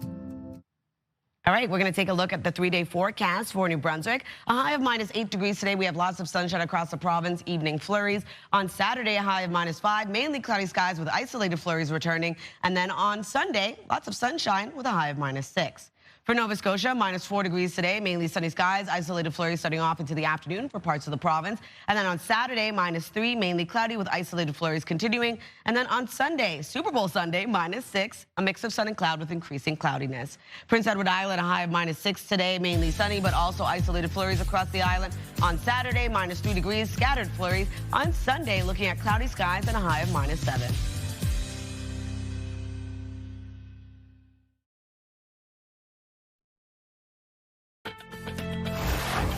It's Friday, February 6th. Today on Your Morning Atlantic, disturbing allegations. 3 young hockey players are facing several serious charges stemming from an alleged hazing incident. Your top news headlines just ahead. And game day snacks. Suzette Belliveau, our very own hostess with the mostest, is back with her Infladium to whip up a tasty football spread that would make any tailgater proud. That is just ahead in this half hour of Your Morning Atlantic.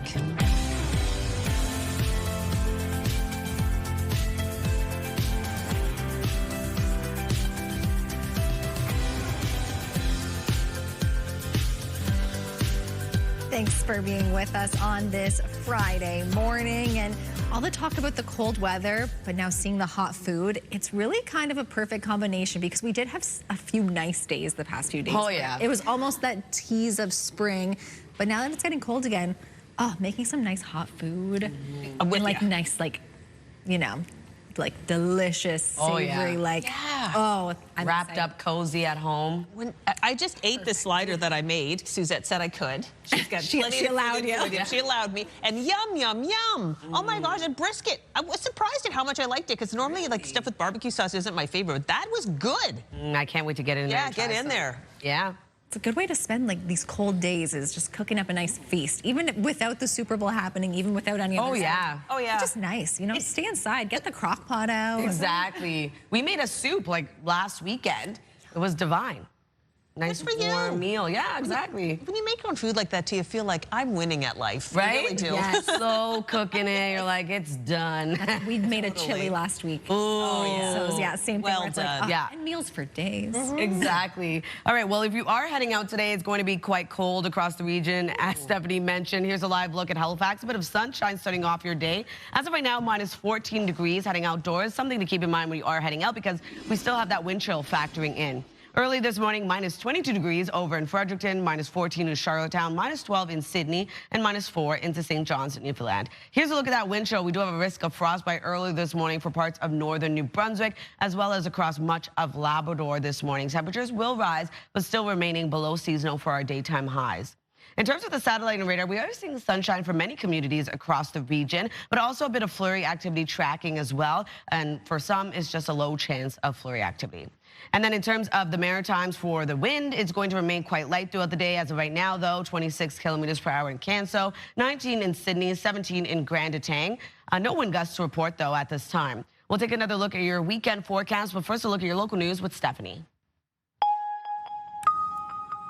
Thanks, Latavia. The RCMP have arrested 3 young people as part of a sexual assault investigation in Nova Scotia, all related to a hockey hazing incident.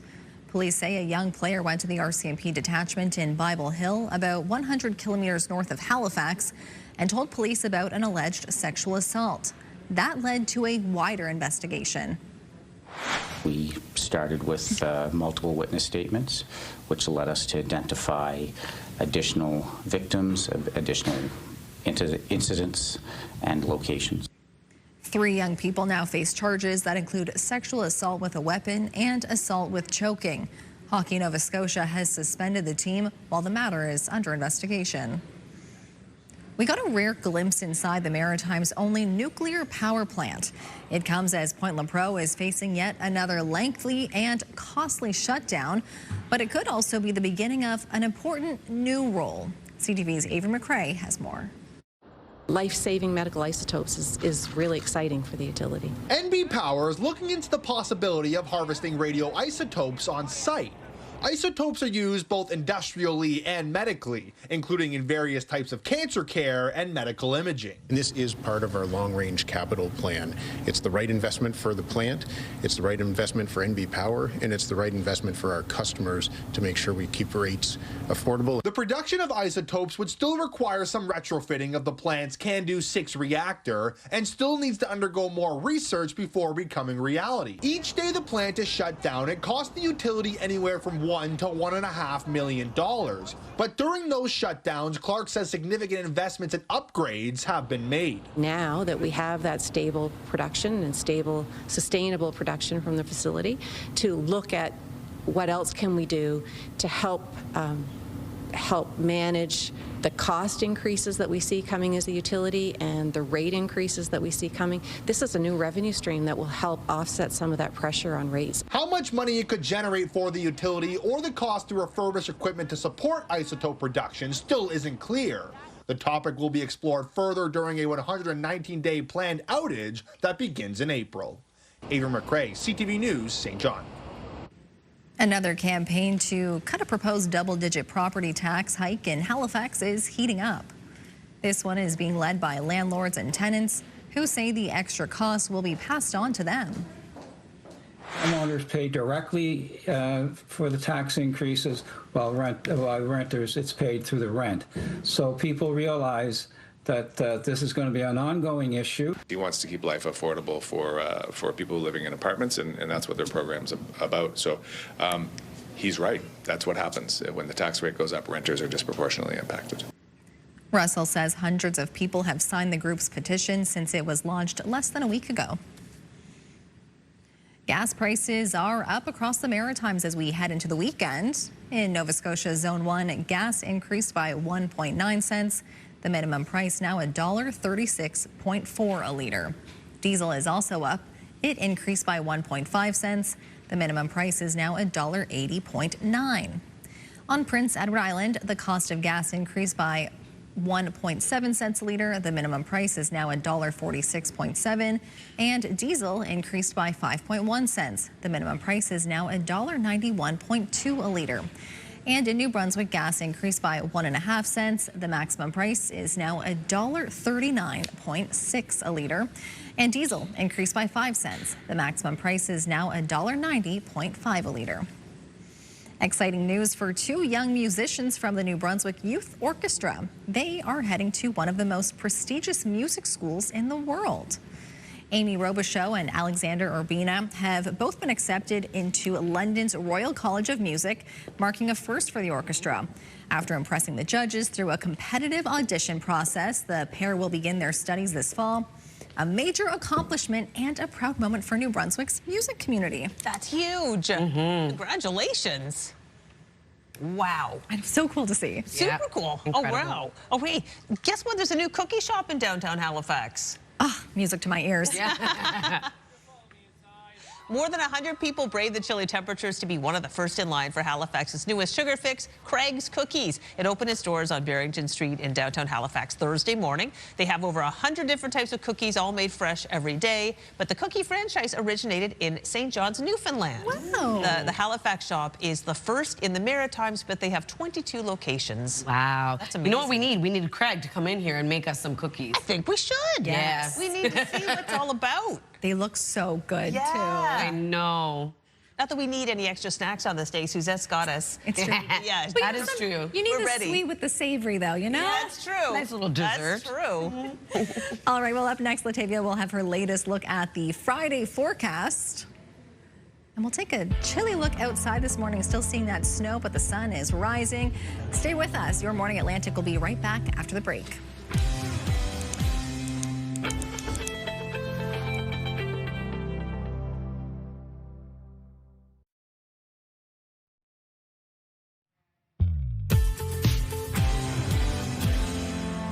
Welcome back. The time now is 8:11. We're taking a live look at St. John. As of right now, it is minus 18 degrees as you head outdoors, so quite cold starting off your day.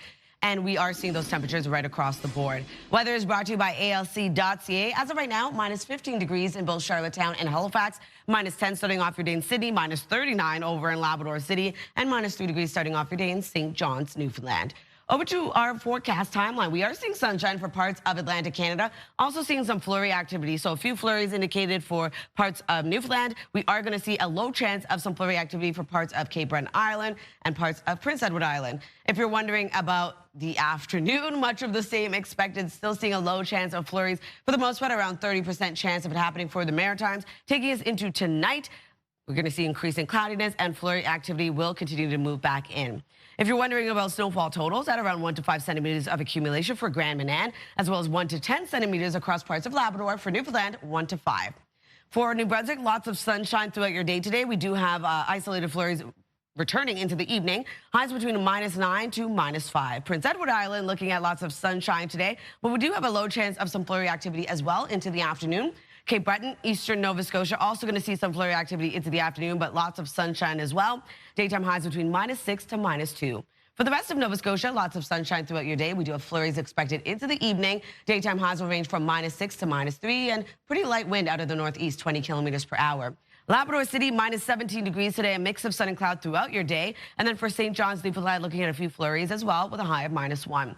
Saturday's forecast, another cooler day ahead. We are going to see that increasing cloudiness, so maybe some sunny breaks here and there, but we do have flurries yet again returning for parts of the Maritime region. Light snowfall for parts of Newfoundland, Labrador rather, and then Newfoundland also seeing a bit of flurry activity. For Saturday night, much of the same expected takes us into Sunday. Start to see that cloud coverage break down. So sunshine returning for Super Bowl Sunday and a bit of flurry activity still tracking across parts of the region. That's a look at your weather forecast. We'll throw things over to Stephanie. Thanks, Latavia. Experts say there's a growing problem with organized crime across the country. This comes after shocking allegations of corruption in the Toronto police force. That city's police chief says it's the worst case he's seen in 4 decades on the job. CTV's John Venevalley-Rao has the details. For police, not just in Toronto, but across the country, the allegations came as a huge disappointment. We're talking a corruption level here that's it's on the edge of a blockbuster movie that would be made up to follow with The Godfather, if you will. Some experts say it could be the biggest investigation of police corruption ever, not just in Toronto, but in Canadian history, eclipsing the 5 former Toronto drug squad officers found guilty more than a decade ago of attempting to obstruct justice, with some wondering if it points to a potentially wider culture problem within Toronto's force. I think it may be more of a greed issue. These people were, there are charges with respect to accepting bribes. Was that the motivation behind all this? I don't know. We'll have to find out at trial. The case may also point to a growing crisis with organized crime. It was in part connected to a tow truck turf war in Toronto that led to a slew of shootings and arsons. The allegations that organized crime is influencing police is really, quite unprecedented in my experience. It's been estimated more than 4,000 organized crime groups are currently operating in Canada. And some think today's announcement should serve as a wake-up call. I think it shows that their tentacles are a lot longer than most people suspect. Still, others say police corruption is very rare and worry the reputation of officers everywhere is being hurt. I just hope that the public focuses on all the good and doesn't let these few bad apples ultimately destroy the image of policing in this country. We're way bigger and better than that. Meanwhile, some are already suggesting that a public inquiry may ultimately be necessary. New information has been revealed about the arrest of top Canadian hockey prospect Gavin McKenna. A police affidavit says the 18-year-old from Whitehorse was allegedly caught on video punching a man in the face twice and causing a lost tooth and fractured jaw. Police say 2 men who were with the alleged victim identified McKenna. The NHL prospect faces multiple charges, including simple assault in the Pennsylvania community of State College, where he plays for the Penn State hockey team. He was arraigned Thursday and released on $20,000 U.S. bail. Starting this summer, federal public servants will be back in office more often. Beginning in July, most employees will return in person 4 days a week. And as of May 4th, executives are going back to 5 days a week. The government says the move is about collaboration and team culture, but unions say the mandate appears to be driven by optics rather than productivity. We'll take a quick break now. Up next, we'll head back into the kitchen for some Super Bowl snacks. Your Morning Atlantic will be right back.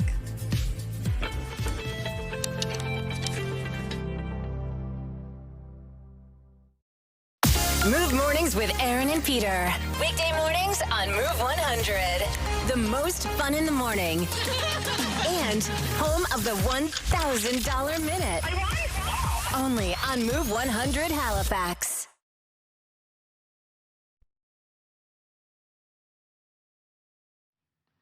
Good morning, Atlantic Canada. The time now is 8:20. We're going to take another look at our 3-day forecast for New Brunswick, a high of -8 degrees.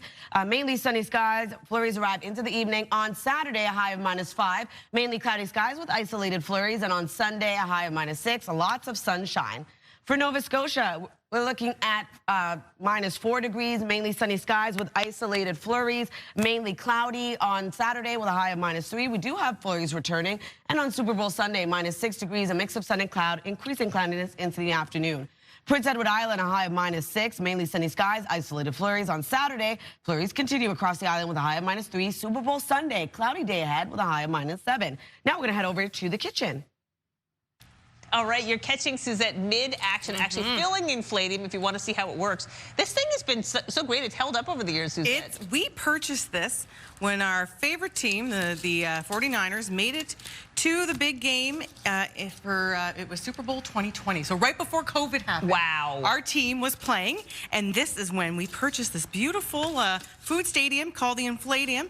And you know what? It's been good to us ever since. And here we are. This is a tailgate live on TV today, Crystal. So what are you putting in there right now? Donair egg rolls, my friend. Oh, from our Donair egg rolls from our friends at Chris Brothers and Bon Tay. And you can get the Donair egg rolls in the freezer section of your grocery store. Anywhere where you get your groceries, Donair bites are in that section too. Now these are as hot. Okay, so hold the overhead. In the overhead shot, you saw there we go. The Donair egg rolls dippers and the egg rolls. Those are both in the freezer section. Everything else in the fridge section where you get your meats. Yep, absolutely. You're absolutely right, Crystal. Okay, now we still have to fill this. It's not full yet. And when I do something, I go big, right? I go big.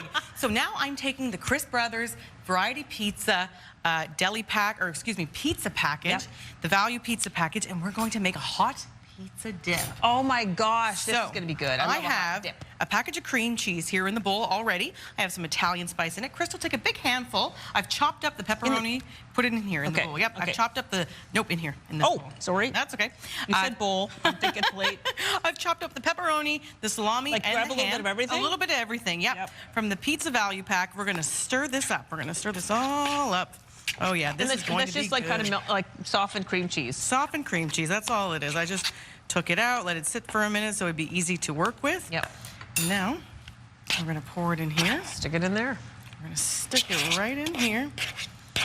This is going to be really good. I can't wait till it comes out. And the fun part about this is we've been filling this up all day, all morning on the show. So then by the end of the show, this will be ready and our infladium will be full of goodies ahead of your big party. Now, I am having people over on Sunday, so we'll be filling this beautiful contraption here up again. Yet again. Which is fun. It's going to be a lot of fun. People look forward to it, too. It's like a, it's a real staple item in the house. For sure. Well, this segment that we do with you has become a real tradition here. It sure has. With you, Chris Brothers, the infladium, it's really like a collaboration made in heaven. And and you'll find these Chris Brothers products in our home, too. We've been using them for years and years because they are a staple in maritime kitchens, Now that I know they're local, I mean, that's my go-to. It's such a big deal that they're local. I'm assuming we put this on now. We're going to do some sauce, put on. Yep, nice, spread it evenly. We just want it covered, Okay. Ooh, this is got a little chunky sauce. Yeah, it's nice. A little bit of, some tomato in there. You finish it off to your specifications, but that was fun. Yes. I'm a little particular. We want it to look just so. Oh, I know. Crystal, I'll have you, I will have you get the cheese ready, Crystal. Okay. You want to put some, there's the cheese. Yep, put some cheese on there. Let's do that. And I'm going to steal some nice chunks of mild pepperoni from our food stadium here from Chris Brothers and put those on top. Load it up with cheese. Oh, like tons? Yeah. It looks like a pizza. It's a pizza pie. It's going to be delicious. We're going to warm it up at 350 in the oven, and then when you come back, we'll dig in. All right, well, in the meantime, we are going to celebrate African Heritage Month. There's a new partnership being formed to get things growing in the community. CTV's Jim Quammen shows us the new collaboration aims to teach and employ Black Nova Scotians in hydroponic farming.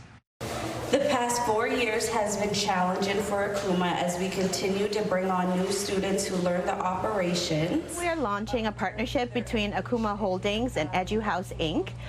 for a hydroponic container farm located on the historic Akuma lands in Westbow, Dartmouth. We are growing hydroponic basil inside of a shipping container and teaching the community about growing herbs hydroponically and sustainable farming. They already have the container and everything to start with basil and know how it works so that we'll be able to start from there and expand to what other culturally relevant food. Akuma Holding is a historic land, and in an effort to continue the history of gardening and farming, this hydroponic farm was purchased a couple of years ago, and the current partnership with EduHouse, it's to continue growing crops on this historic land. So the participants in this initiative would be youth within the Preston community in Cherrybrook and in Dartmouth more broadly. So we are growing a premium Genovese basil, which is a restaurant quality, highly aromatic leaf suitable for pesto and restaurant applications. Our ideal clients would be restaurants that use both full leaf basil in their presentations, restaurants that make pesto, small batch pesto makers, as well as folks who use basil microgreens. We also plan to donate some of our basil to food distribution centers. Here's a live look at Charlottetown as we enter into the break. Minus 15 degrees starting off your day, so quite cold. Make sure to bundle up. Time now, 8:26. We'll be right back after this.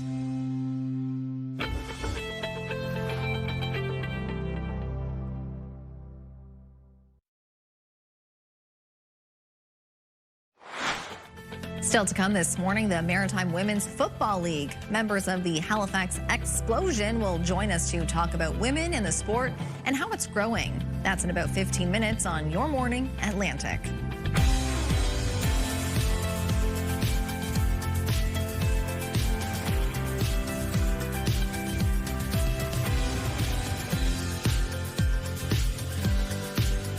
Happy Friday and welcome back. The time now is 8:29. I'm so excited to get into the kitchen. I have yet to make it there, and I'm very sad about it. Oh yeah, it's real. Suzette's outdoing herself this year. Oh yeah, and especially because you can smell it. I've actually never been here for Super Bowl. Really? Friday. No, never. Okay, well it's going to be really fun. I can't wait to try that delicious dip we just made.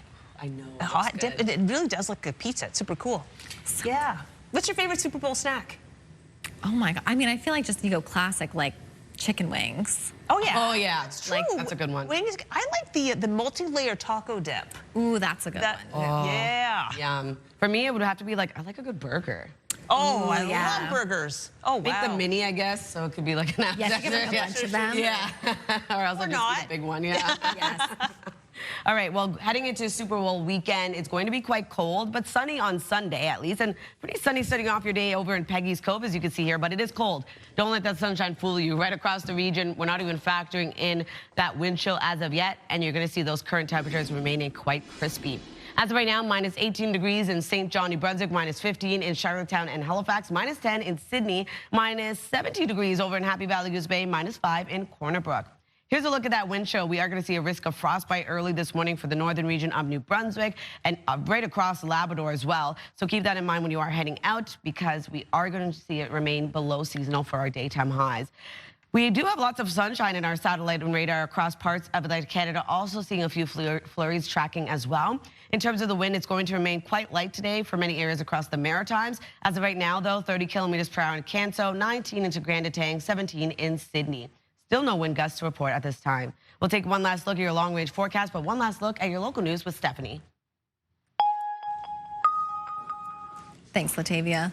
The RCMP have arrested 3 young people as part of a sexual assault investigation in Nova Scotia, all related to a hockey hazing incident.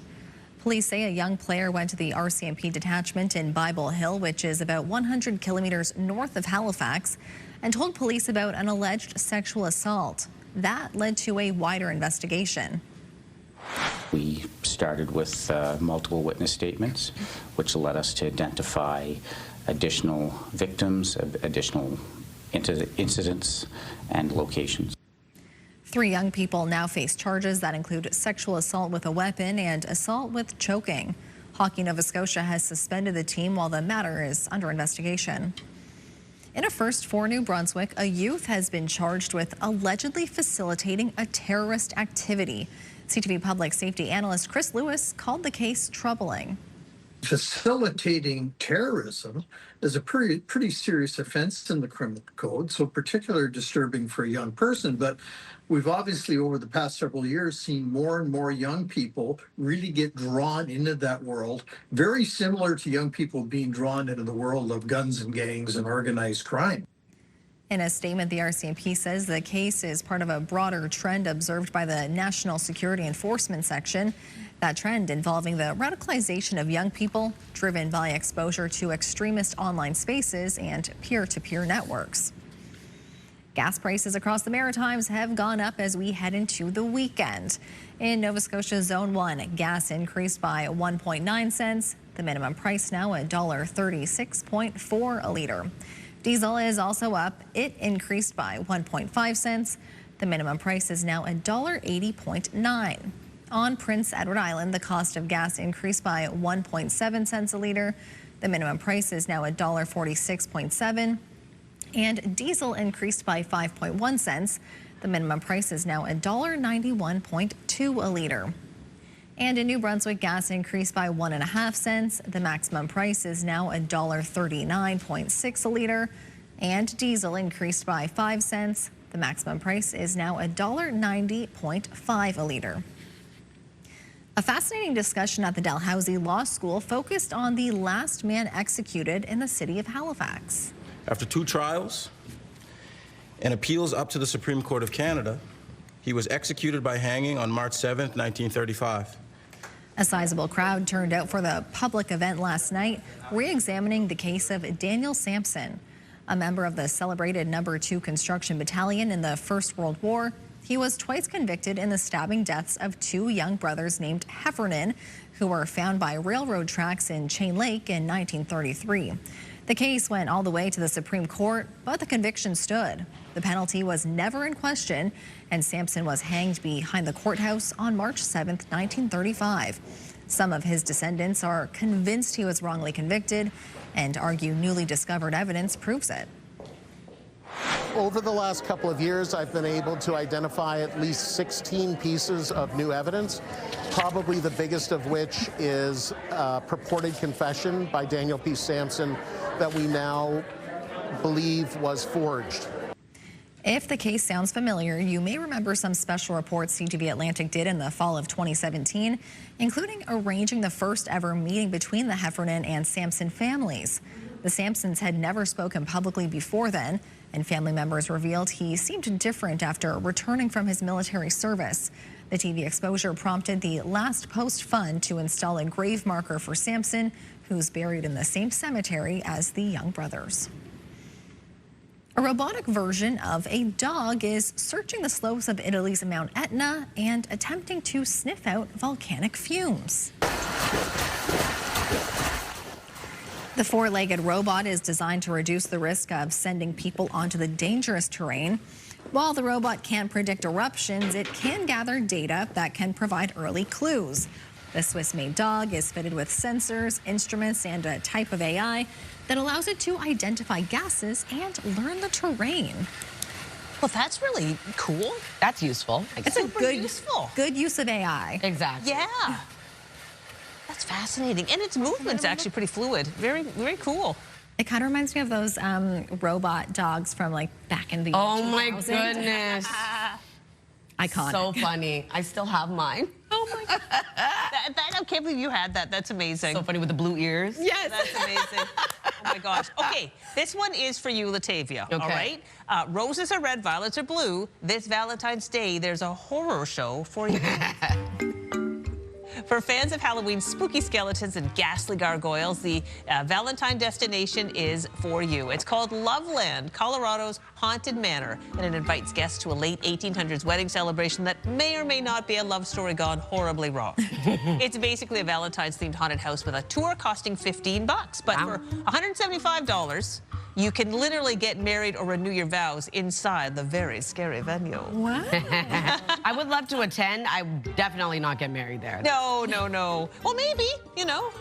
Renew your vows. Renew your vows? Sure, that would be fun. Not for me, but I'm sure many horror enthusiasts would love to do that. Yeah. Yeah. In Colorado, so it's a bit of a hike. Yeah, exactly. We don't really have much of that here for this time. No. I don't blame them. All right, time for our community calendar now. Going to highlight some events, starting with Art Battle. It returns this winter at the Fredericton Frostival. You can come out and watch paint fly before your eyes and vote to determine the winner as artists battle around the clock, and they're going to battle in 3 fast-paced rounds. So this takes place Saturday, February 7th, and the artwork will also be available for auction. So you can head over to the webpage to learn more details. And the Confederation Center of the Arts in Charlottetown will host Exploring Visual Arts for Adults. This will be next Tuesday, February 10th. It is a welcomed class for all levels of experience. You can explore basics of drawing, painting, and sculptures through hands-on projects and guided exercises. For additional information, head over to the website on your screen. And the Museum of Natural History is bringing dinosaurs back. Dinosaur Exploration 2 runs from Saturday, February 7th, all the way until September. It's a sequel to the hit 2024 exhibit, and visitors will discover deep dive into the history of dinosaurs and all their fascinating abilities. To learn more, head to their website. And if you have an upcoming event, please send us the details. We'd love to promote it. Your Morning Atlantic at ctv.ca. All right, we're heading to a break, but Latavia will have one final look at the forecast as we head into the weekend, and then the Maritime Women's Football League. A few of the members of the Halifax Explosion will join us to chat women in tackle football. Stay with us. Your Morning Atlantic will be right back.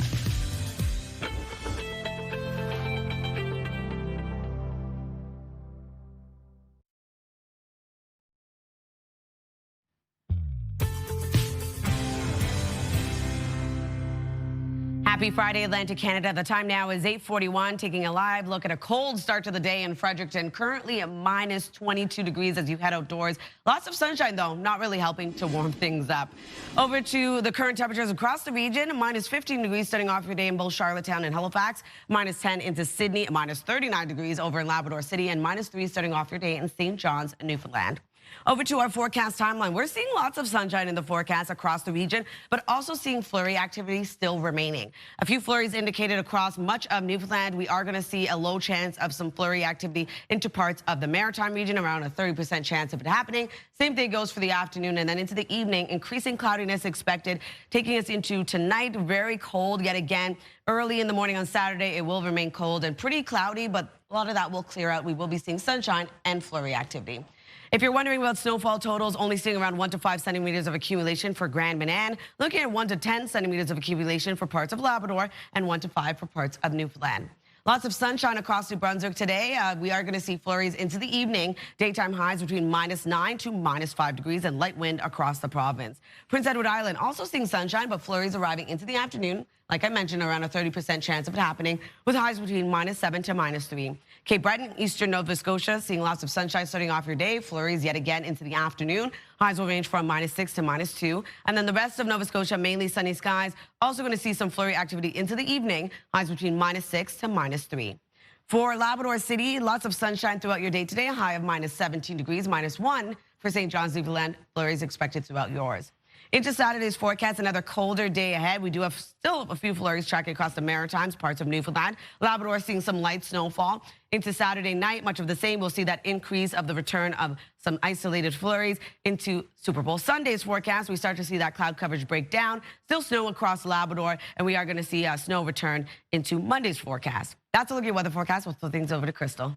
Thank you so much, Octavia. Almost at 8:44.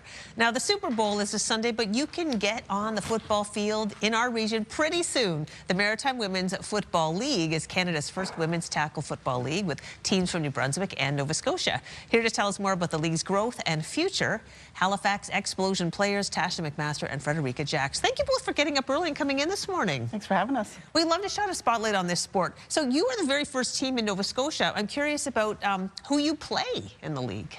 So we play currently 3 teams, so St. John, Fredericton, and Moncton, and that's been the history pretty much of the league. Fredericton and St. John were the first 2 teams, but we joined in 2006. Okay, fantastic. Well, for people who aren't familiar with the league, exactly how do things work, Frederica?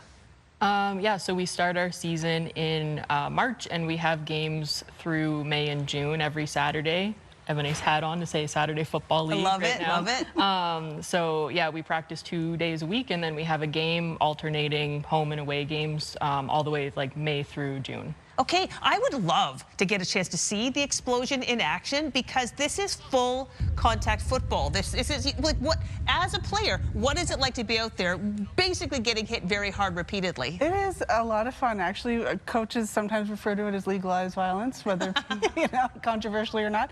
But no, it's a really great form of exercise. It's really great just to get out there, and it's a family.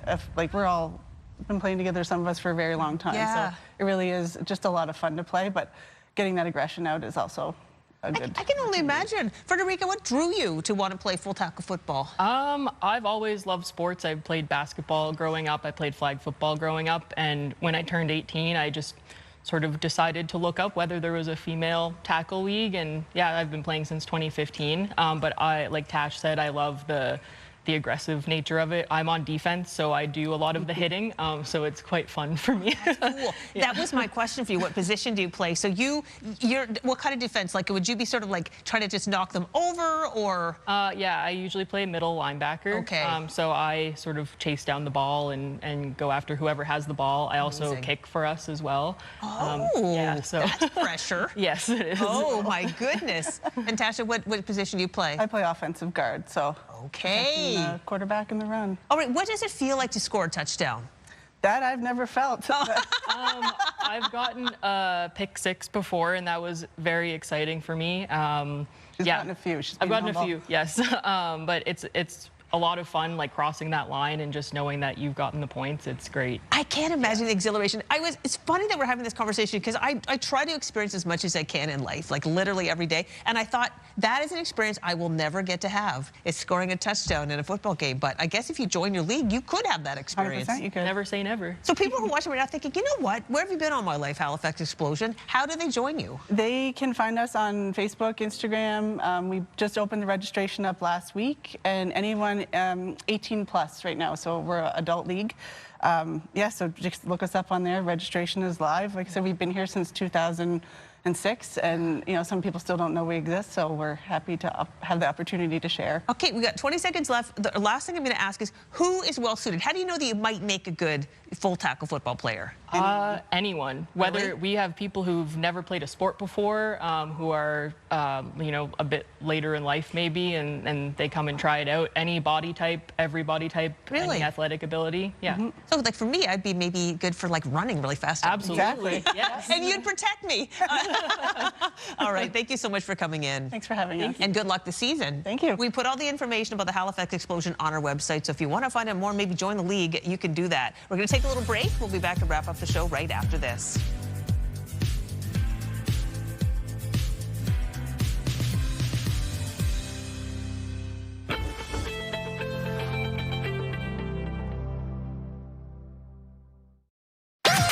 The #1 morning show in Halifax. Turk, Megan, and Amateur Alex.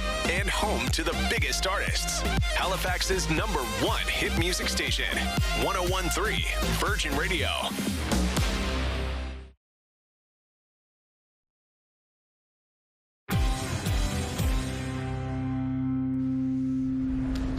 With our question of the day today, we wanted to know what your favorite Winter Olympic sport is to watch, and we heard lots of responses. This first one is from Donna from Gary, New Brunswick. She says, I like watching the Winter Olympics, hockey, skiing, and bobsledding. Definitely, I think, relatable. We also had Candace from Cape Breton who was saying Winter Olympics, it's skiing and skating, but for the Summer Olympics, she looks forward to track. Oh my gosh, Candace, you and I are of the same mind. Yes. Donna from St. John says, I love the Winter Olympics. I watch anything the Canadians are in. Definitely, I feel the same way. This Olympics, I feel there's even more support for our country than ever. So exciting for the opening ceremonies. Yay, we are Can't too. wait. Wendy from Moncton says, hockey is my first choice, but anything Canadian after that. There you go. I definitely agree with that one. Hockey's my #1. And Tanya agrees. She says, looking forward to Team Canada hockey. Okay. LJ from Middleton says, we look forward to watching speed skating and bobsledding the most during the Winter Olympics. Those are always really exciting ones too. And Henok from Cornwallis Park says, I'm looking forward to watching both the men's and women's team play for gold against Team USA. Go Canada, go! Yeah. Fantastic, yeah. So exciting. No curling. No mention of curling. Oh, yeah, that's true. Tons of curling fans out there. So Oh, yeah. excited for I was that, a little but- surprised. Absolutely. Okay, so that is coming up Sunday. But Lots of sports this weekend. Exactly. Olympics kick off tonight. Sunday, we get the big game. Holy moly. The Infladium, Suzette, you've outdone yourself. I don't think it's ever looked better. Well, ladies, and to everyone watching at home on TV, I present to you, dun, dun, dun, dun, Oh, bow the Chris down. Brothers Bow Food Stadium.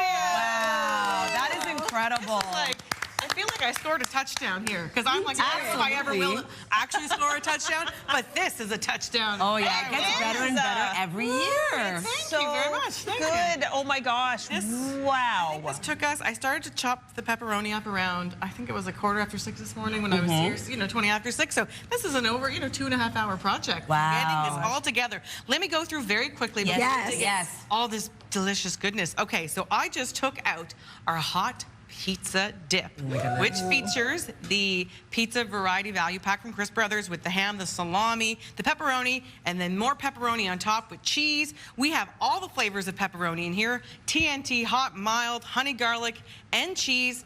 We have the smoky barbecue shaved meat brisket sliders, the shaved turkey sliders, the donair dippers, the donair egg rolls, the Polish sausage, and the Cajun sausage. And of course, you need your condiments. We have the hot honey mustard, the regular honey mustard, the Chris Brothers yellow mustard, and their donair sauce as well. Holy moly! So without further ado, oh my gosh! So first take of your all, plates. we are not worthy.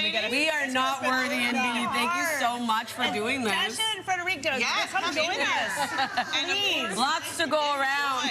Of course, all of this available wherever you get your groceries in Atlantic, Canada. Come on in, check it out. Dig in. Amazing. And even you were saying, you know, it took about 2 hours or so, which really, you know, waking up on game day Sunday, it's not that labor intensive for the most part. You know, it's So you when probably get into the flow. Well, I'll do some of this, but my friends are all bringing a lot of food Sunday as well. Nice. So I'll use some of their dishes. You know, we've got chicken wings, different items coming. So that it will won't fill take it with. quite as long. But I'm gonna have the doner egg rolls and the doner dippers in there, and the pepperoni. You can bet that. Oh my Sliders, goodness. you know it. Yeah, that this is looks the best incredible. thing, and this is the best thing. Chris Brothers is all your game day needs. You know, whether you're watching hockey or football, soccer, time for the Olympics. anything, figure skating. Yes, exactly. Why not? Goes with everything. And I love that it's local. That's the It's local. Like my favorite part of the whole business. Gluten-free options. I mean, there you go. Oh yeah.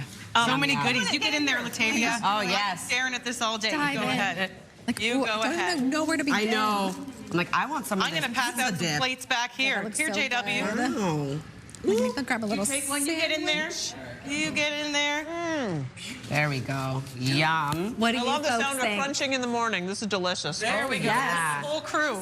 I'm going to take It's a whole sandwich yes, as well. we have Yum. Oh, my feeding goodness. everyone. This is our pre-game before the big game. Exactly. Yeah, exact. Pre-game before the big game. Yeah. Love that. This is Oh my incredible. goodness. Everything you need. Thanks, Chris Brothers. This is fun. Mm-hmm. Okay. This is a fun morning. It's like our own party. So when you do your own home, like you were up for, first of all the shopping yesterday. Yes. I mean, it was easy because it's one-stop shop with the Chris Brothers, but you still had to go out and get it. What time do you get up on Sunday to start making the snacks for your guests? Well, you know what? We'll be up early because we have some stuff to put on our smoker. So we'll be smoking some meat. I'll be chopping up some pepperoni, some sausages. So we'll be up, probably 8, 9 o'clock in the morning. You know, so not too because the game only starts. 7:30? Mm-hmm. We do prop bets. We have a lot of fun. But there's pregame, and then there's, you know, all that good. But, oh, yeah. Well, everybody, thank you so much for coming in, everybody. Thank you. I hope you enjoy. Football Friday here. This is a wonderful tradition. Have a great weekend, everybody. We will see you bright and early Monday morning, 6 a.m. And, yeah, just enjoy all that's going on this weekend. Stay warm and safe.